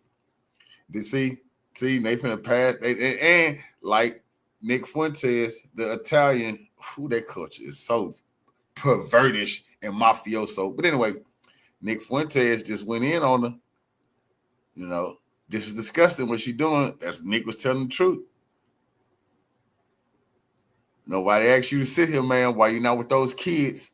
Now all of a sudden, these alpha white males, y'all let this lady, y'all got a girl boss now. I thought that was woke. See, if the Democrats try to pull this, the Republicans say, "Oh, that's so woke."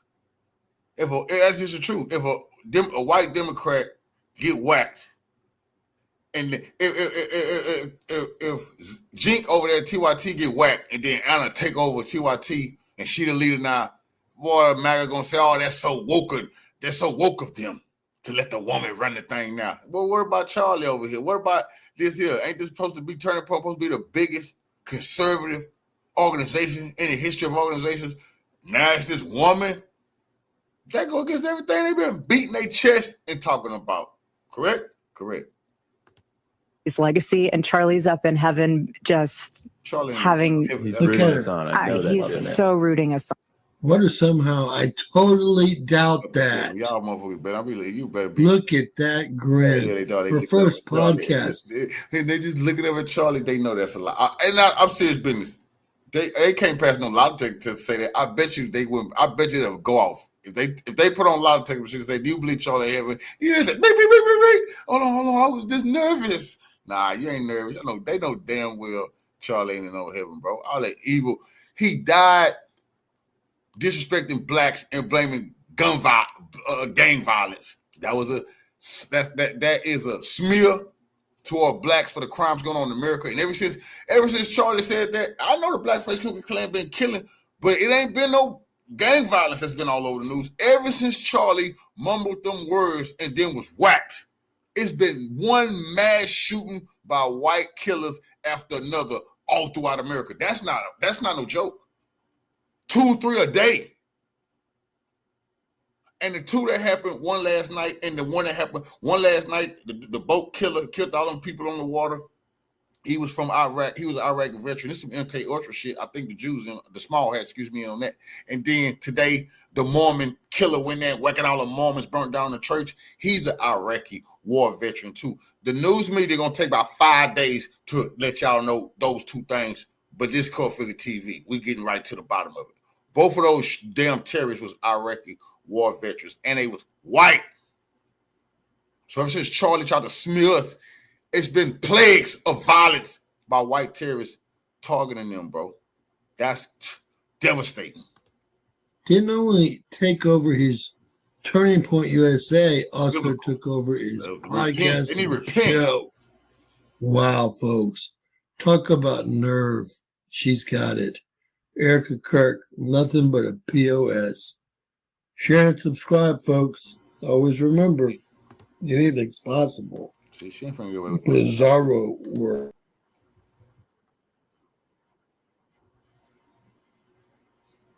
They want us to believe, just hold on, just stay put. They got so much Charlie you never heard of, man, for that. We don't have tired of hearing about that sucker.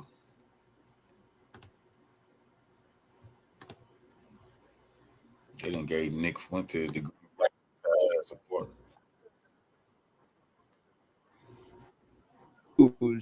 To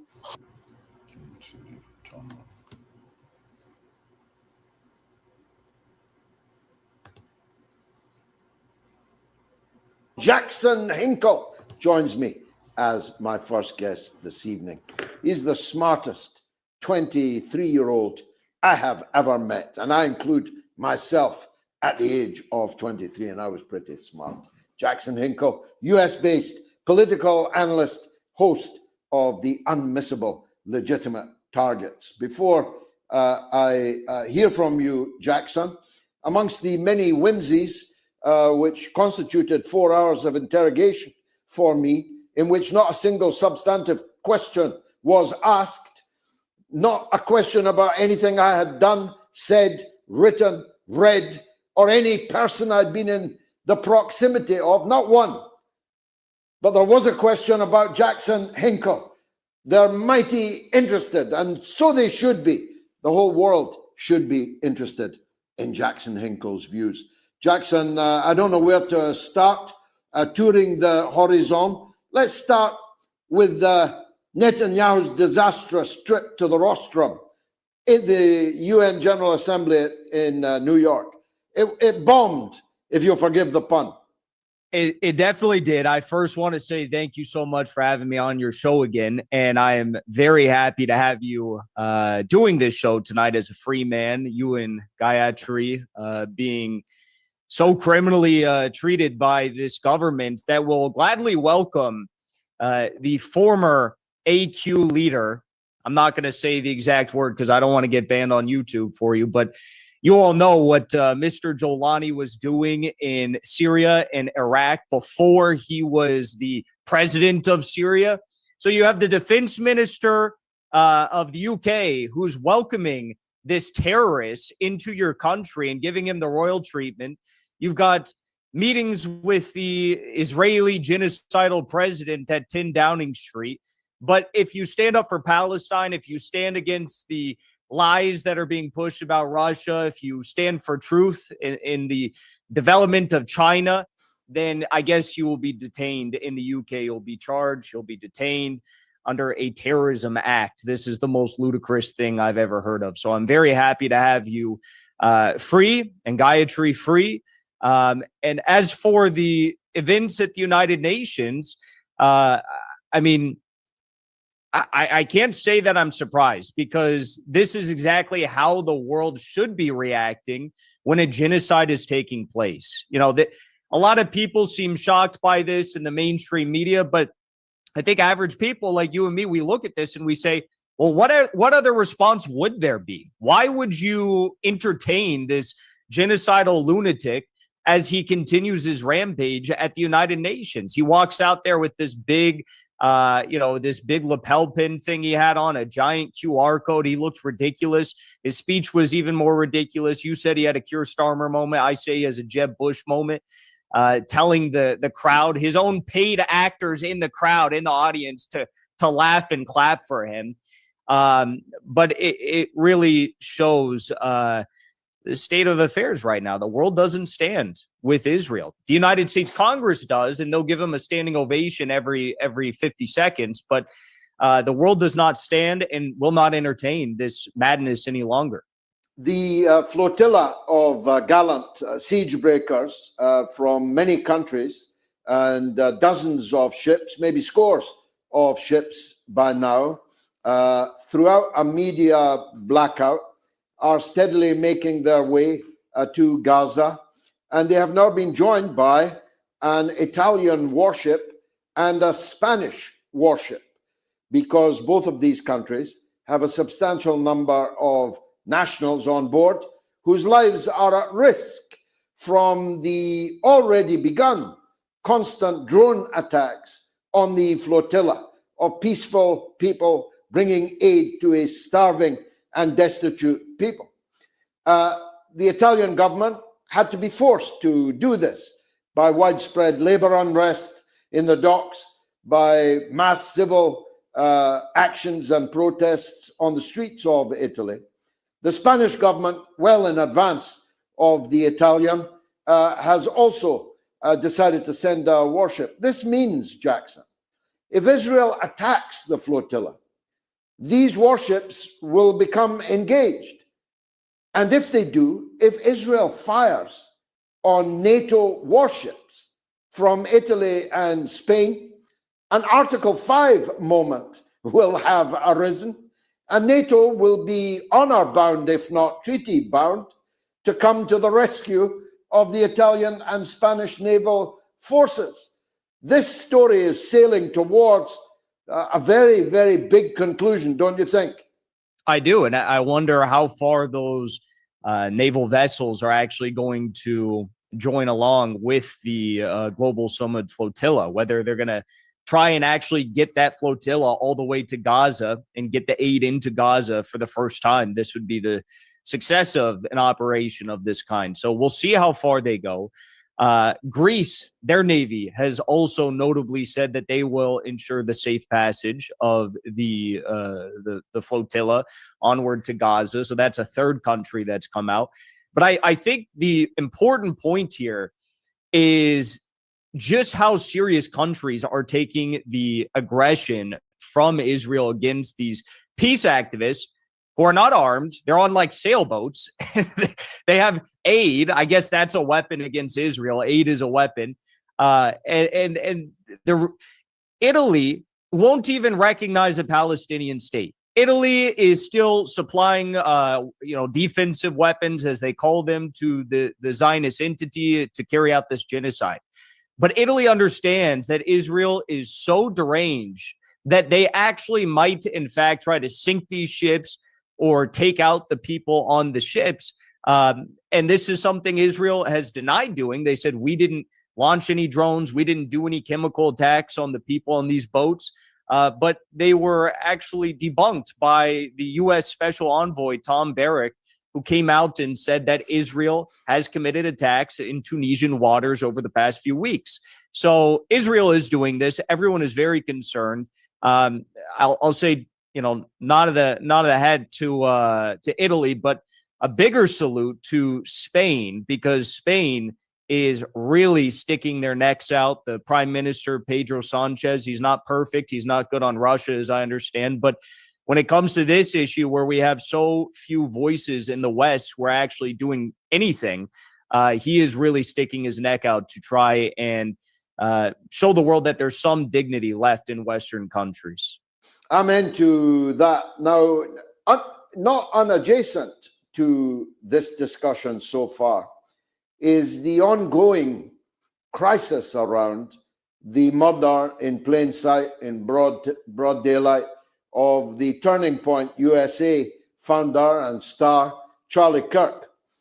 I've never seen an official narrative die so quickly and so completely, comprehensively, almost embarrassing to recall that just a week ago, we were told this trans activist on a roof with a World War I rifle took out with perfect accuracy the jugular vein of a man 150 yards away, and that nobody else was involved, despite the decoys, despite the reported drone activity around the arena, despite the audio and visual evidence to the contrary, despite the extraordinary conduct of the post-crime scrub of evidence, despite the lack of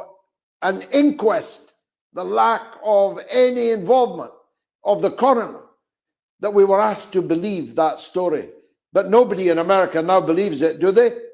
No one believes it. I mean, even at the funeral service of Charlie Kirk, you had announcers there from the Trump-sanctioned media outlets on the right wing that were very close with Charlie Kirk. And the announcers, who are all very, very, very good friends with Charlie and worked with him for years for this media network, they were saying things like, I don't believe the official story. None of us up here believe the official FBI narrative. We were speaking with thousands of people in the crowd waiting to come into the funeral. They don't believe the official story. I mean, just you don't even have to look at any of the other evidence. All you have to look at is the claim that a 30-06 round was allegedly the round that was used to assassinate Charlie Kirk. This is a round, for people who don't know, that hunters use to hunt elk and moose. And if you shoot it through a moose, it'll go through and hit another moose behind it and go through that moose. They use this to shoot grizzly bears, but they're telling us that, hypothetically, if this really was a 30-06, that it didn't completely blow off the head of Charlie Kirk. Not to get too, detailed here, but that's what it would have done. At least there would have been an exit wound, but they're telling us there's no exit wound. We have to believe whatever they say because they won't show us any autopsy report. There's some conflicting reports over whether an autopsy even happened. There was a FBI or a police dispatch from the local police department which said that no autopsy happened. That hasn't been confirmed, but in the state of Utah, autopsies are legally mandated for murder victims. So there's so much to unpack here. I think we all need to come together and just admit that this is a cover-up. The official story doesn't add up. This was some sort of a conspiratorial operation that was undertaken to kill Charlie Kirk. And beyond that, we're not going to get the truth, at least not for another 50 or 100 years, because right now the powers that be are muddying the waters. They're filling the internet and social media with tons of crazy different theories that really hold no weight, but they're trying to make everyone crazy looking at 100 different things, when the truth is the only thing we should be focused on is that we're getting fed a bunch of lies. Now, finally, Jackson, I'm grateful always for your time. Two things, actually, if I may. Does the Democratic Party still exist in the United States? Does it have a leader? I haven't heard anything from them or about them. I mean, say what you like about Trump, he certainly fills the vacuum. He certainly fills all available political space, but I have no idea who is currently in charge of the Democrats. Have they wound themselves up? I think the de facto leader of the Democratic Party right now is Gavin Newsom, and pending there's no accusations thrown his way over the next 3 years, I think that he'll probably be the nominee for the Democratic Party. He's not particularly popular, but he's a clean-cut politician. He's a Robert Redford type. Maybe he's got the good look. He's got the swag, and he can win the hearts and minds of middle-aged white women all across America. I think that's what the Democratic Party is banking on. But I don't think that's enough. I think their eyes have been open to what's going on in this world, and it's not as simple as that anymore. You actually have to at least lie to people that you're going to fix some of these problems that are going on, which is what Trump did.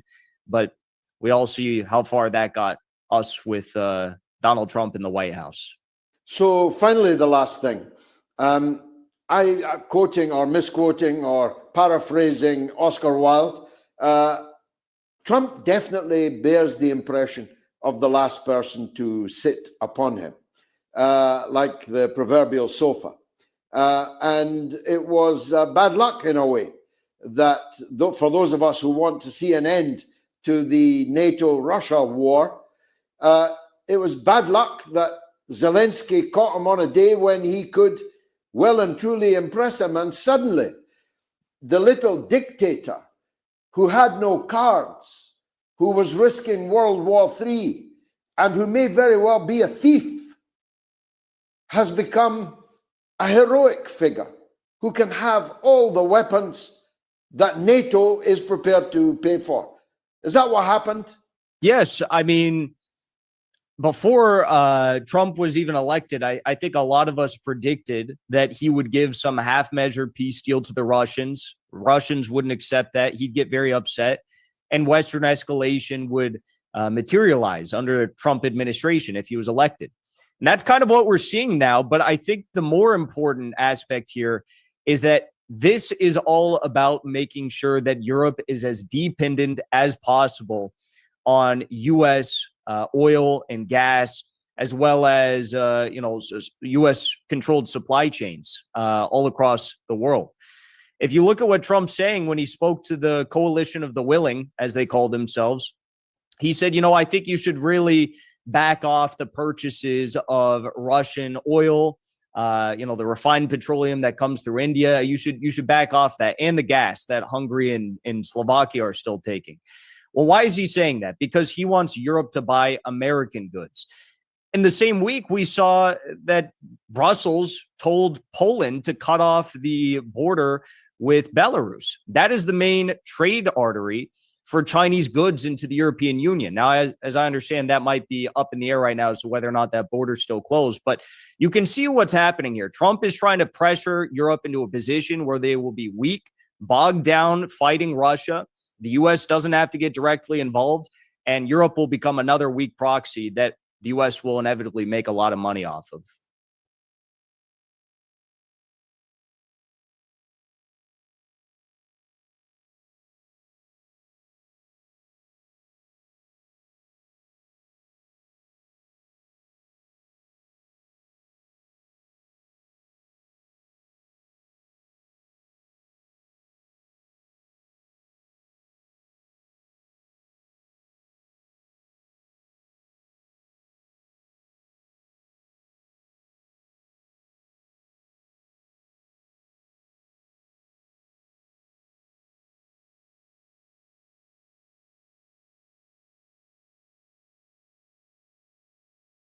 Okay, I didn't want to leave you guys on a crazy weekend cliffhanger. I needed to get that information out as soon as possible. Obviously, you can probably see that I received some information, a communication, which answered a lot of questions that the public has had about the story, or rather the non-story that we are getting from the feds.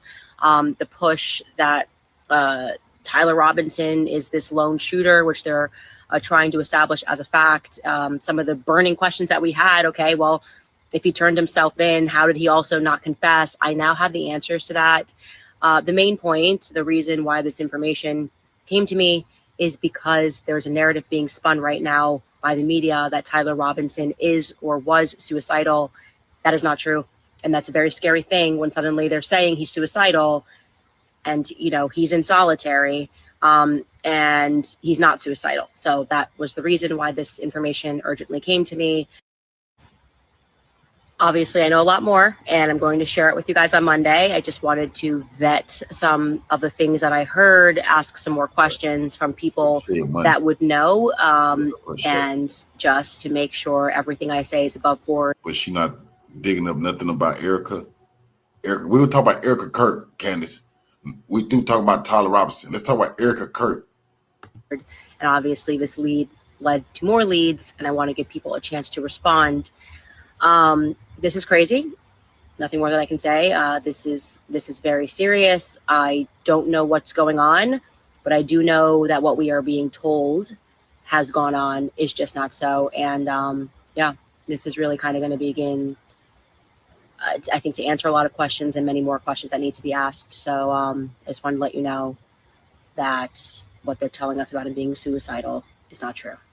I said this like right after they got him. I was like, he has to confess to doing this. It looks like it may be leaning towards, perhaps something related to, gay community or trans community. But I mean, there's nothing necessarily here. Who turns himself in for shooting and then doesn't say he did it? I went to school with this Tyler Robinson kid. I'll show y'all. That's him right there. Before we go any further, let me let you know the Tim Black Wolfpack is dedicated, committed, 10 toes down to reporting the truth, unbiased, and not working for any political party. If that sounds good to you, go to jointimblack.com, become a member of the Tim Black Wolfpack. I'll show y'all. That's him right there. Tyler Robinson. I'm not trying to clout chase, make this shit about me, but I'm not gonna say I knew this kid really well. I didn't know him very well at all, but I definitely saw him for 3 straight years in high school. And the best way I could describe him is just like a Reddit kid. Why does she get 300,000 people watching her live stream say the shit we've already said? We covered that on this show. Oh, and he's not suicidal? That's something people say all the time. They're like, if I'm not suicidal, something happens, I want you to know, record show, I love my life, I'm not suicidal. People say that all the time. And it seems like he has wonderful parents, brought in a wonderful neighborhood, smart guy, great boards, great marks, great student. And then something happened to him over a fairly short period of time. It looks like he was radicalized over the internet. That's a big announcement. And as I say, it's just regular. It's just regular deductive, like obvious things. He did not confess to it. And even Trump said, we think we got the right guy. We feel strongly that we have the right person.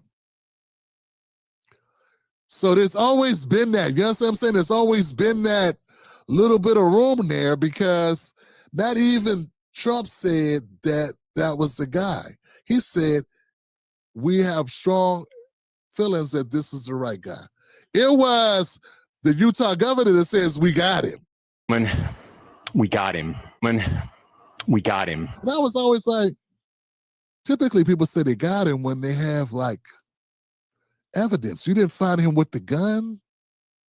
You know what I'm saying? Like, you don't find a guy with the gun. You don't catch him doing the act. These are things that people say when they say, I got him. They found him with the gun. Right? He's got the gun in his hand. You know, somebody saw a computer file that anybody could have logged in and wrote anything on. Like, that's not enough. Like, did he have a gun in his hand? No. Is his prints on the gun? Is his prints? Maybe that's true. That's closer.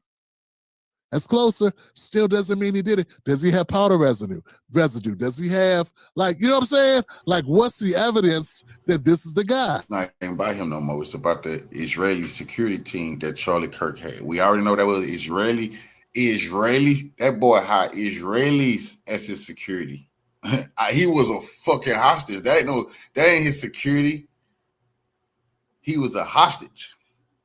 All that Tyler Robinson, man, we ain't gonna be talking about Tyler Robinson no more on this channel. We be talking about Erika Kirk and the Israeli security team and the Freemasons. See, Tyler, we ain't got time to be talking about Lee Harvey Oswald.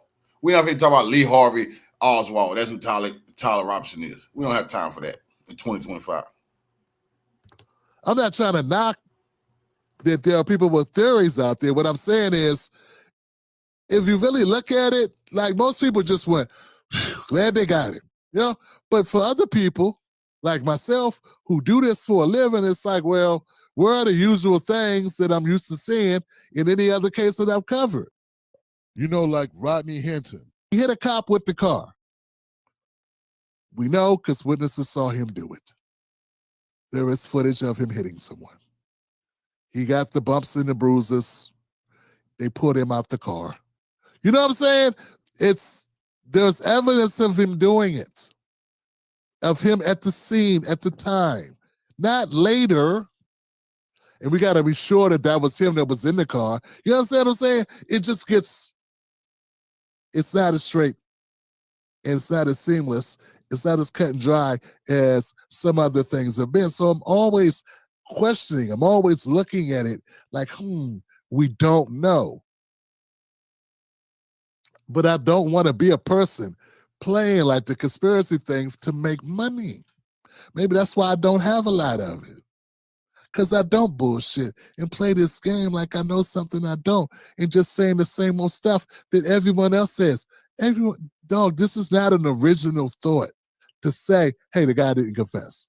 Hey, they were really quick to say he was the guy without the physical evidence that really ironclad tied him to this. Why they need a confession for a guy if they say they got him? If they know this is a guy, why they need a confession? No one needs a confession out of someone if they got him dead to rights.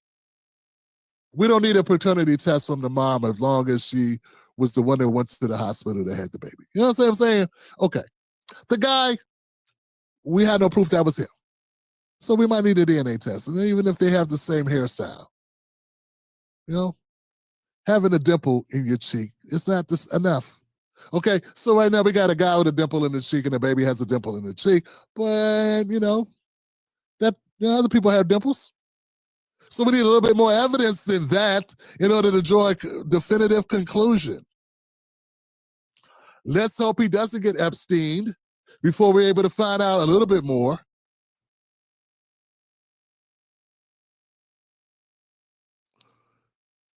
But I gotta say this, fam, and I know this is crazy, but I'm gonna say this.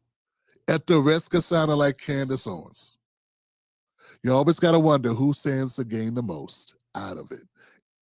Always look at that when something happens to someone. Who gains the most out of it?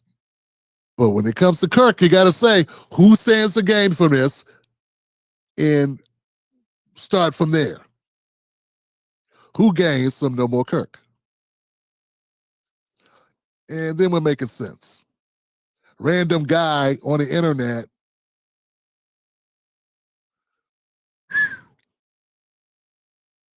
who cared so little went out to dinner an hour later. Maybe he was out because he didn't do it. He's not, he's not a cold-blooded, he's just out to dinner, yeah, where you been? Oh, shooting a guy. Yeah, so what you do on a Wednesday? Really? That's what we're doing? That's what happened. So yeah, I'm skeptical, at the risk of sounding like Candace Owens and sounding like Alex Jones. Yeah, I'm a little skeptical about it at this point. But I don't want to feed that. I just thinking like a grown-up here who's covered a lot of cases. And like I said, when people do shit and they turn themselves in, when people turn themselves in, they already are confessing. Typically. So now I wonder, did he turn himself in? Did his parents really turn him in? Like that makes sense because anyway, guys, let me know what you think. And we're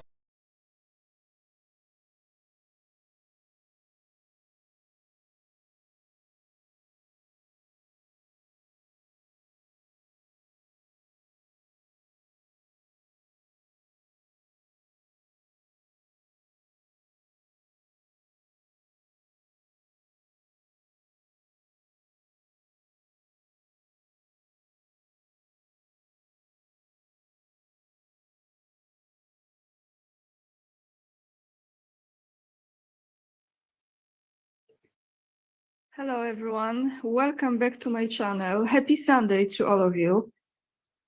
I was not sure if I will be recording more videos on that topic, but I decided to do it today. Who knows, maybe there is more stuff, I'm sure there will be, coming out to present to you.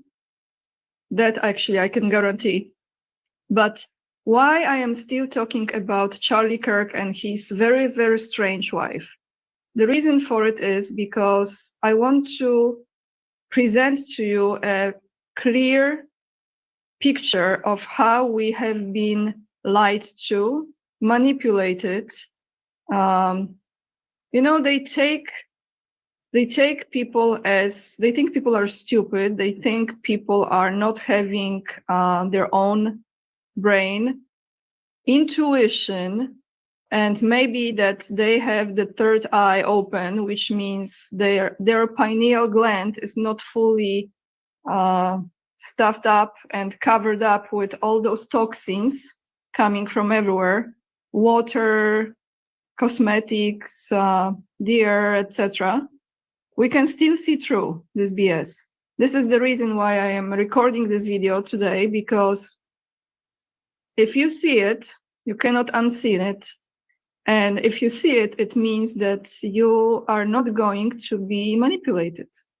Maybe for a moment you will believe in it, like I did in the beginning. I felt compassion, so they took some of my energy in that moment, but then I stopped and I said, no, something is really, really off here. So let's not be stupid and let's just look into things with very, very clear, critical mind. The title of this video probably will be, is that why they removed Charlie to put Erika in?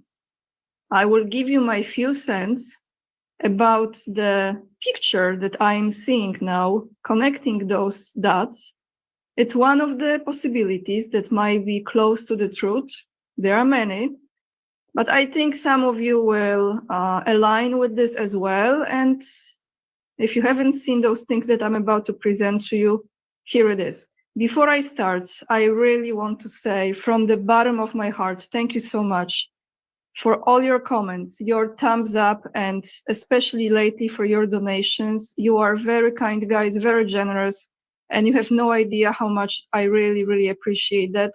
And lately, I actually remember Ernest. Thank you so much for your donation. Thank you, Ernest, and to Janice for donating on PayPal. Thank you so much, Janice. So with this being said, let's jump straight to the first video that I have for you. Just quick information before I play this for you. For some reason, when I'm using certain videos from Instagram, I have a delay, so just bear with me. Even if the video is playing not smoothly, the content is providing is important. So be patient, and if we have trouble with continuation of this, I will be stopping and reading to you what has been said in that video. So let's start with the first clip.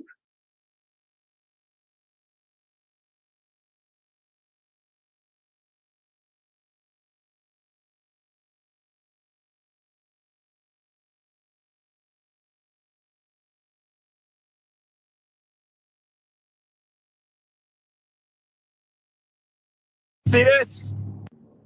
Christian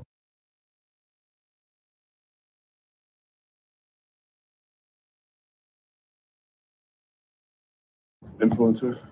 Okay. You said we talked about the woke right, and you said I call it the woke right. That's a brilliant.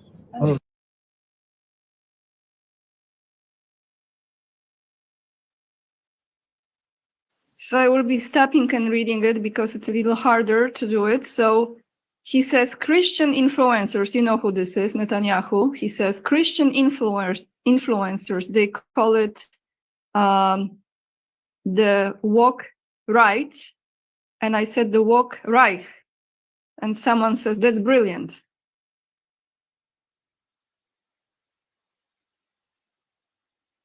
The woke right, because these people. Because these people, you know, they're not any different from the woke left. I mean, they are not any different from the woke left. They're insane. They're insane. But they're actually meeting on some of the things. And what we have to do is we have to secure that part of the base of our support in the United States. That is being challenged systematically. A lot of this is done with money. Money of NGOs, fast. Money of governments, faster. Okay? We have to fight back. How do we fight back? Our influence. I think you should also talk to them if you have a chance. To that community. They're very important. But we have to fight with the weapons that apply to the battlefields in which we're engaged. And the most important ones are the social media. And the most important purchase that is going on right now is class TikTok, number one. And I hope it goes through because it can be consequential. And the other one, what's the other one? That's most important. X. That's very good. And you know, so we have to talk to Elon. He's not an enemy. He's a friend. We should talk to him. Now, if we can get those two things, we get a lot. And I could go on other things, but that's not the point. We have to fight the fight. Okay? To give direction to the Jewish people and give direction to our non-Jewish friends or those who could be our Jewish our friends. Are we going to succeed with everyone? No. Will there be a strong counterpoint? Yes. So you remember how a bunch of us have been talking about those influencers that got invited to Israel and all the seemingly very timely Israeli propaganda that's been popping up with some of your favorite creators? You know, you got Tatum, you got Cam Higby, you got Emily Saves America, you got Fabian, you got Xavier, you got Patrick Bet-David. Who else? I mean, the list goes on and on and on. You guys have probably seen them and heard them. You remember that? You remember how we've been talking about that? Yeah. But, you know, we're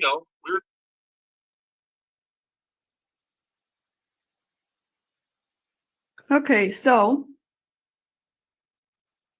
first part is this.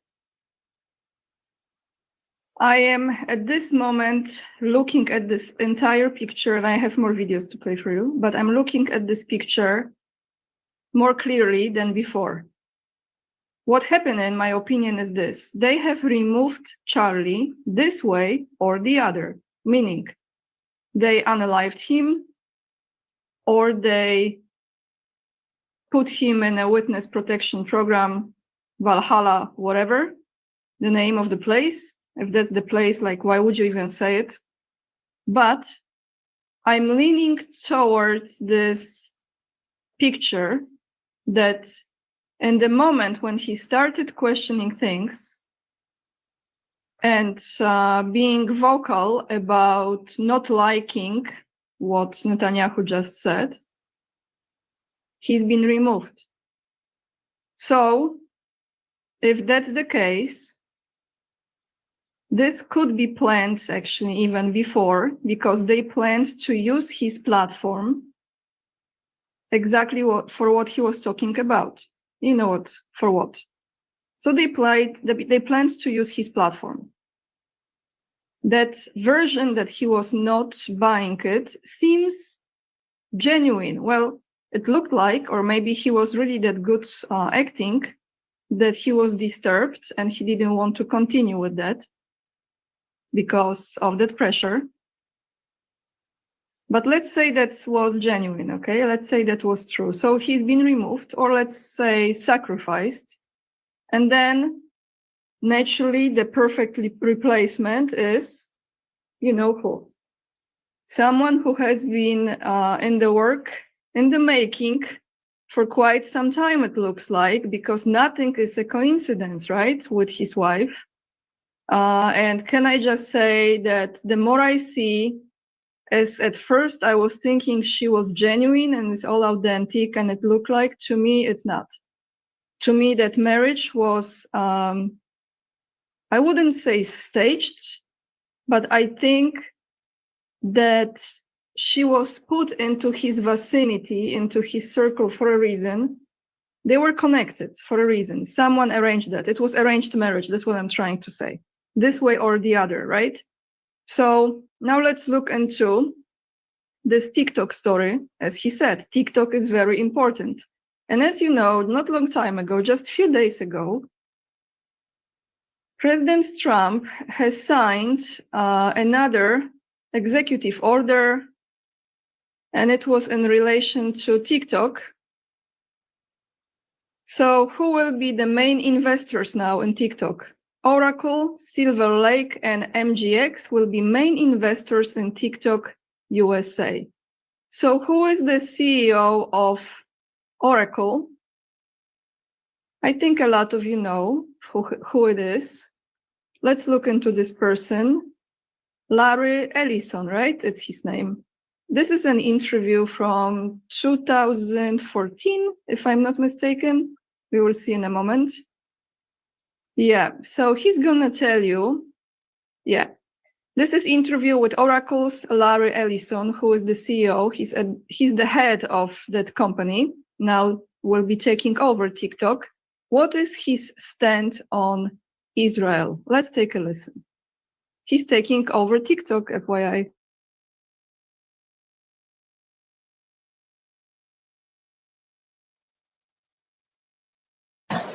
Mr. Ellison, can you tell us what is your connection to Israel? Well, the renewal of the Jewish state is something that I think touches all of us. For 2,000 years, we were a stateless people. And now we have a country of our own, defended by all the brave men and women of the IDF. So anything we can do to support them, who devote their lives for preserving the state of Israel, keeping the people safe, and allowing our state to continue in very sometimes in very, very difficult situations. I have been to Israel. I've been to the border. I have spent time to the people who govern the state of Israel, and I feel a deep emotional connection to the state of Israel and the Israeli people. You are an high-tech person. What do you think about Israeli startups and high-tech phenomena? Oh, well, after Silicon Valley, there's an area, Herzliya is probably got more startups than any other place other than Silicon Valley in Northern California. So we've actually acquired a number of Israeli companies. We have 2 CEOs at Oracle. One's name is Safra Katz, and she was born in Israel. So again, we love the country of Israel, and we'll do everything we can to support the country of We Israel. recently hear that many people criticizing Israel, especially after the Gaza operation. How do you feel as someone just saying we love Israel so much? Well, again, it's a difficult situation, isn't it? To conduct military operations around civilians is very difficult, and of course, there were tragedies, and civilians were hurt. That's a terrible thing. But one thing we know for certain, that the Israeli army did everything they could to minimize civilian casualties. And in that regard, they've done a much better job than a lot of other armies all over the world throughout history. That's a lot. Thank you very much. My pleasure. That was interview, as you could see, from 2014, so 11 years ago. So they were minimizing civilian casualties. Are they still minimizing civilian casualties? So guys, this is the new owner, right? From the US. Well, maybe not the only one, but I think he has like the most saying in TikTok, as far as TikTok goes. So now, let's bring this back to our picture, because everything is pretty convenient, isn't it? Again, even if he's alive, something has happened to him. Some MK Ultra, some mind control operation, I don't know what, but I feel that the whole point of doing this was to take the platform that he has created, the following that he had, double it, triple it, quadruple it. I don't know at this point what is the effect of his death and all this movement that, as she said, you don't know what you have just unleashed. I'm paraphrasing. So when she got in, the Turning Point USA already grew much, much bigger. So the trust, millions of people from all around the world, is giving the energy and the support, financial as well, and energetically huge. And trust her, trust that organization, because it's something that, let's say he created. Well, that's another question, but let's say he created. So they are thinking they are honoring him by following it and listening to it. And that organization has much more power now. Power, I mean, it doesn't have power if we don't give power to it, right? But to many people now, it's something to follow. People look at her now like she could be the potential candidate for the vice president whenever the situation happens that the one is needed. And all of a sudden, everyone is talking about J.D. Vance for president, right? It's all connected, in my opinion. It's absolutely all connected. So let's look into her mother just for a moment, and then we look into a video that she was part of, a music video that she was part of, where again, you will see the subliminal, sorry, the hard word to say, messaging, the programming for the future. It's right in our faces. So let's go to the video with info about her mother. This will be playing really fast, so I will try to stop in the most important parts and read it to you. And then we will go to the music video with her. It's absolutely mind-blowing how they were showing us in advance the dates, the names, the people, places.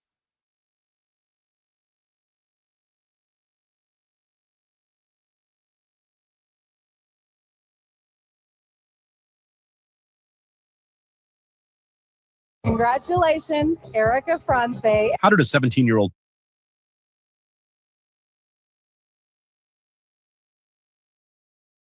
team up with the United States Marine Corps on an international nonprofit no tax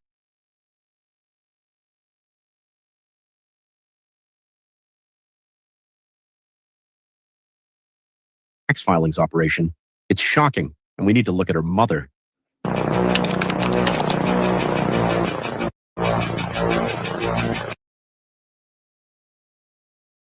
So I'm going to stop it, and if you have echoes, because I unmuted myself. So Lori Franzwe, actually, when you go to her LinkedIn, and we will do it after I play this, it shows that she is part of E3 Tech Masters.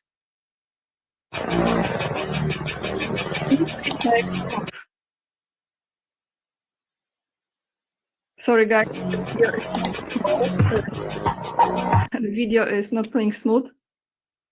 Okay, our focus. We currently help states, cities, and communities to develop emergency continuity of operations. This is CCP,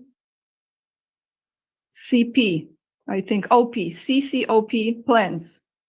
We have conducted 8,000 assertments for organizations in 32 countries. Defense Innovation Network. This is all connected with her.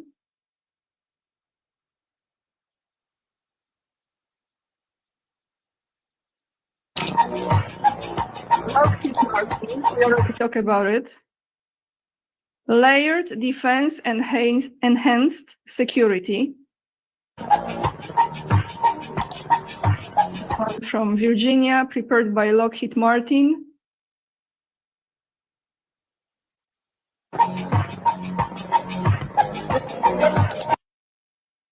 It's actually slowing down is maybe good because you can read it, so it makes it easier for you. And here it says that when Erika, she still had that name, Franzwe at the time, she was talking to NBC network. She set up, let me see, I don't have glasses on. She set up a non-profit organization, right? So we know about this organization that was called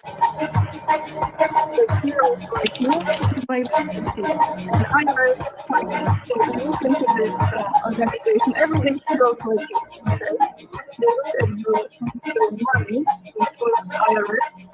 no financial data available. So this is the story with her mother. Sorry for the imperfect video as far as the Instagram goes, but now let's look into this whole LinkedIn situation, and then we go to that very interesting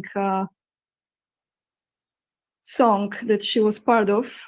So her mom, Lori Franzwe, here she is, chairman, founder at AZ, it says, I believe Arizona Tech, GTEK, E3 Tech master's degree. And it's like really long time in it because this is from 2003 until present. So 22 years and 7 months, she's been the principal CEO of this group from 2003. Also from 2003, she's the chairman and founder of Arizona Tech GTE. So that's why she moved to Arizona, right? Do you remember when she was talking about it, Erika? So now, let's go to that video, guys. I'm telling you, it's getting crazier and crazier. So you're gonna see a short part of the video clip from one of the songs, I think country music, I believe. And you're gonna see her acting in that clip, in that video, and just pay attention to the numbers that you're gonna see. We're gonna talk about it in a moment.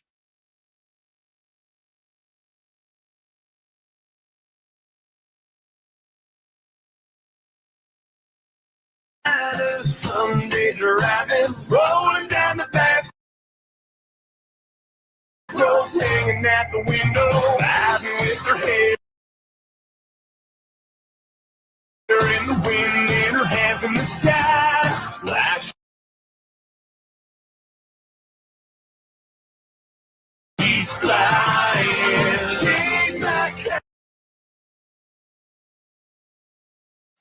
I'm gonna play it again, but I just stop it right here. So she's flying on that thing, and you could see the number 910.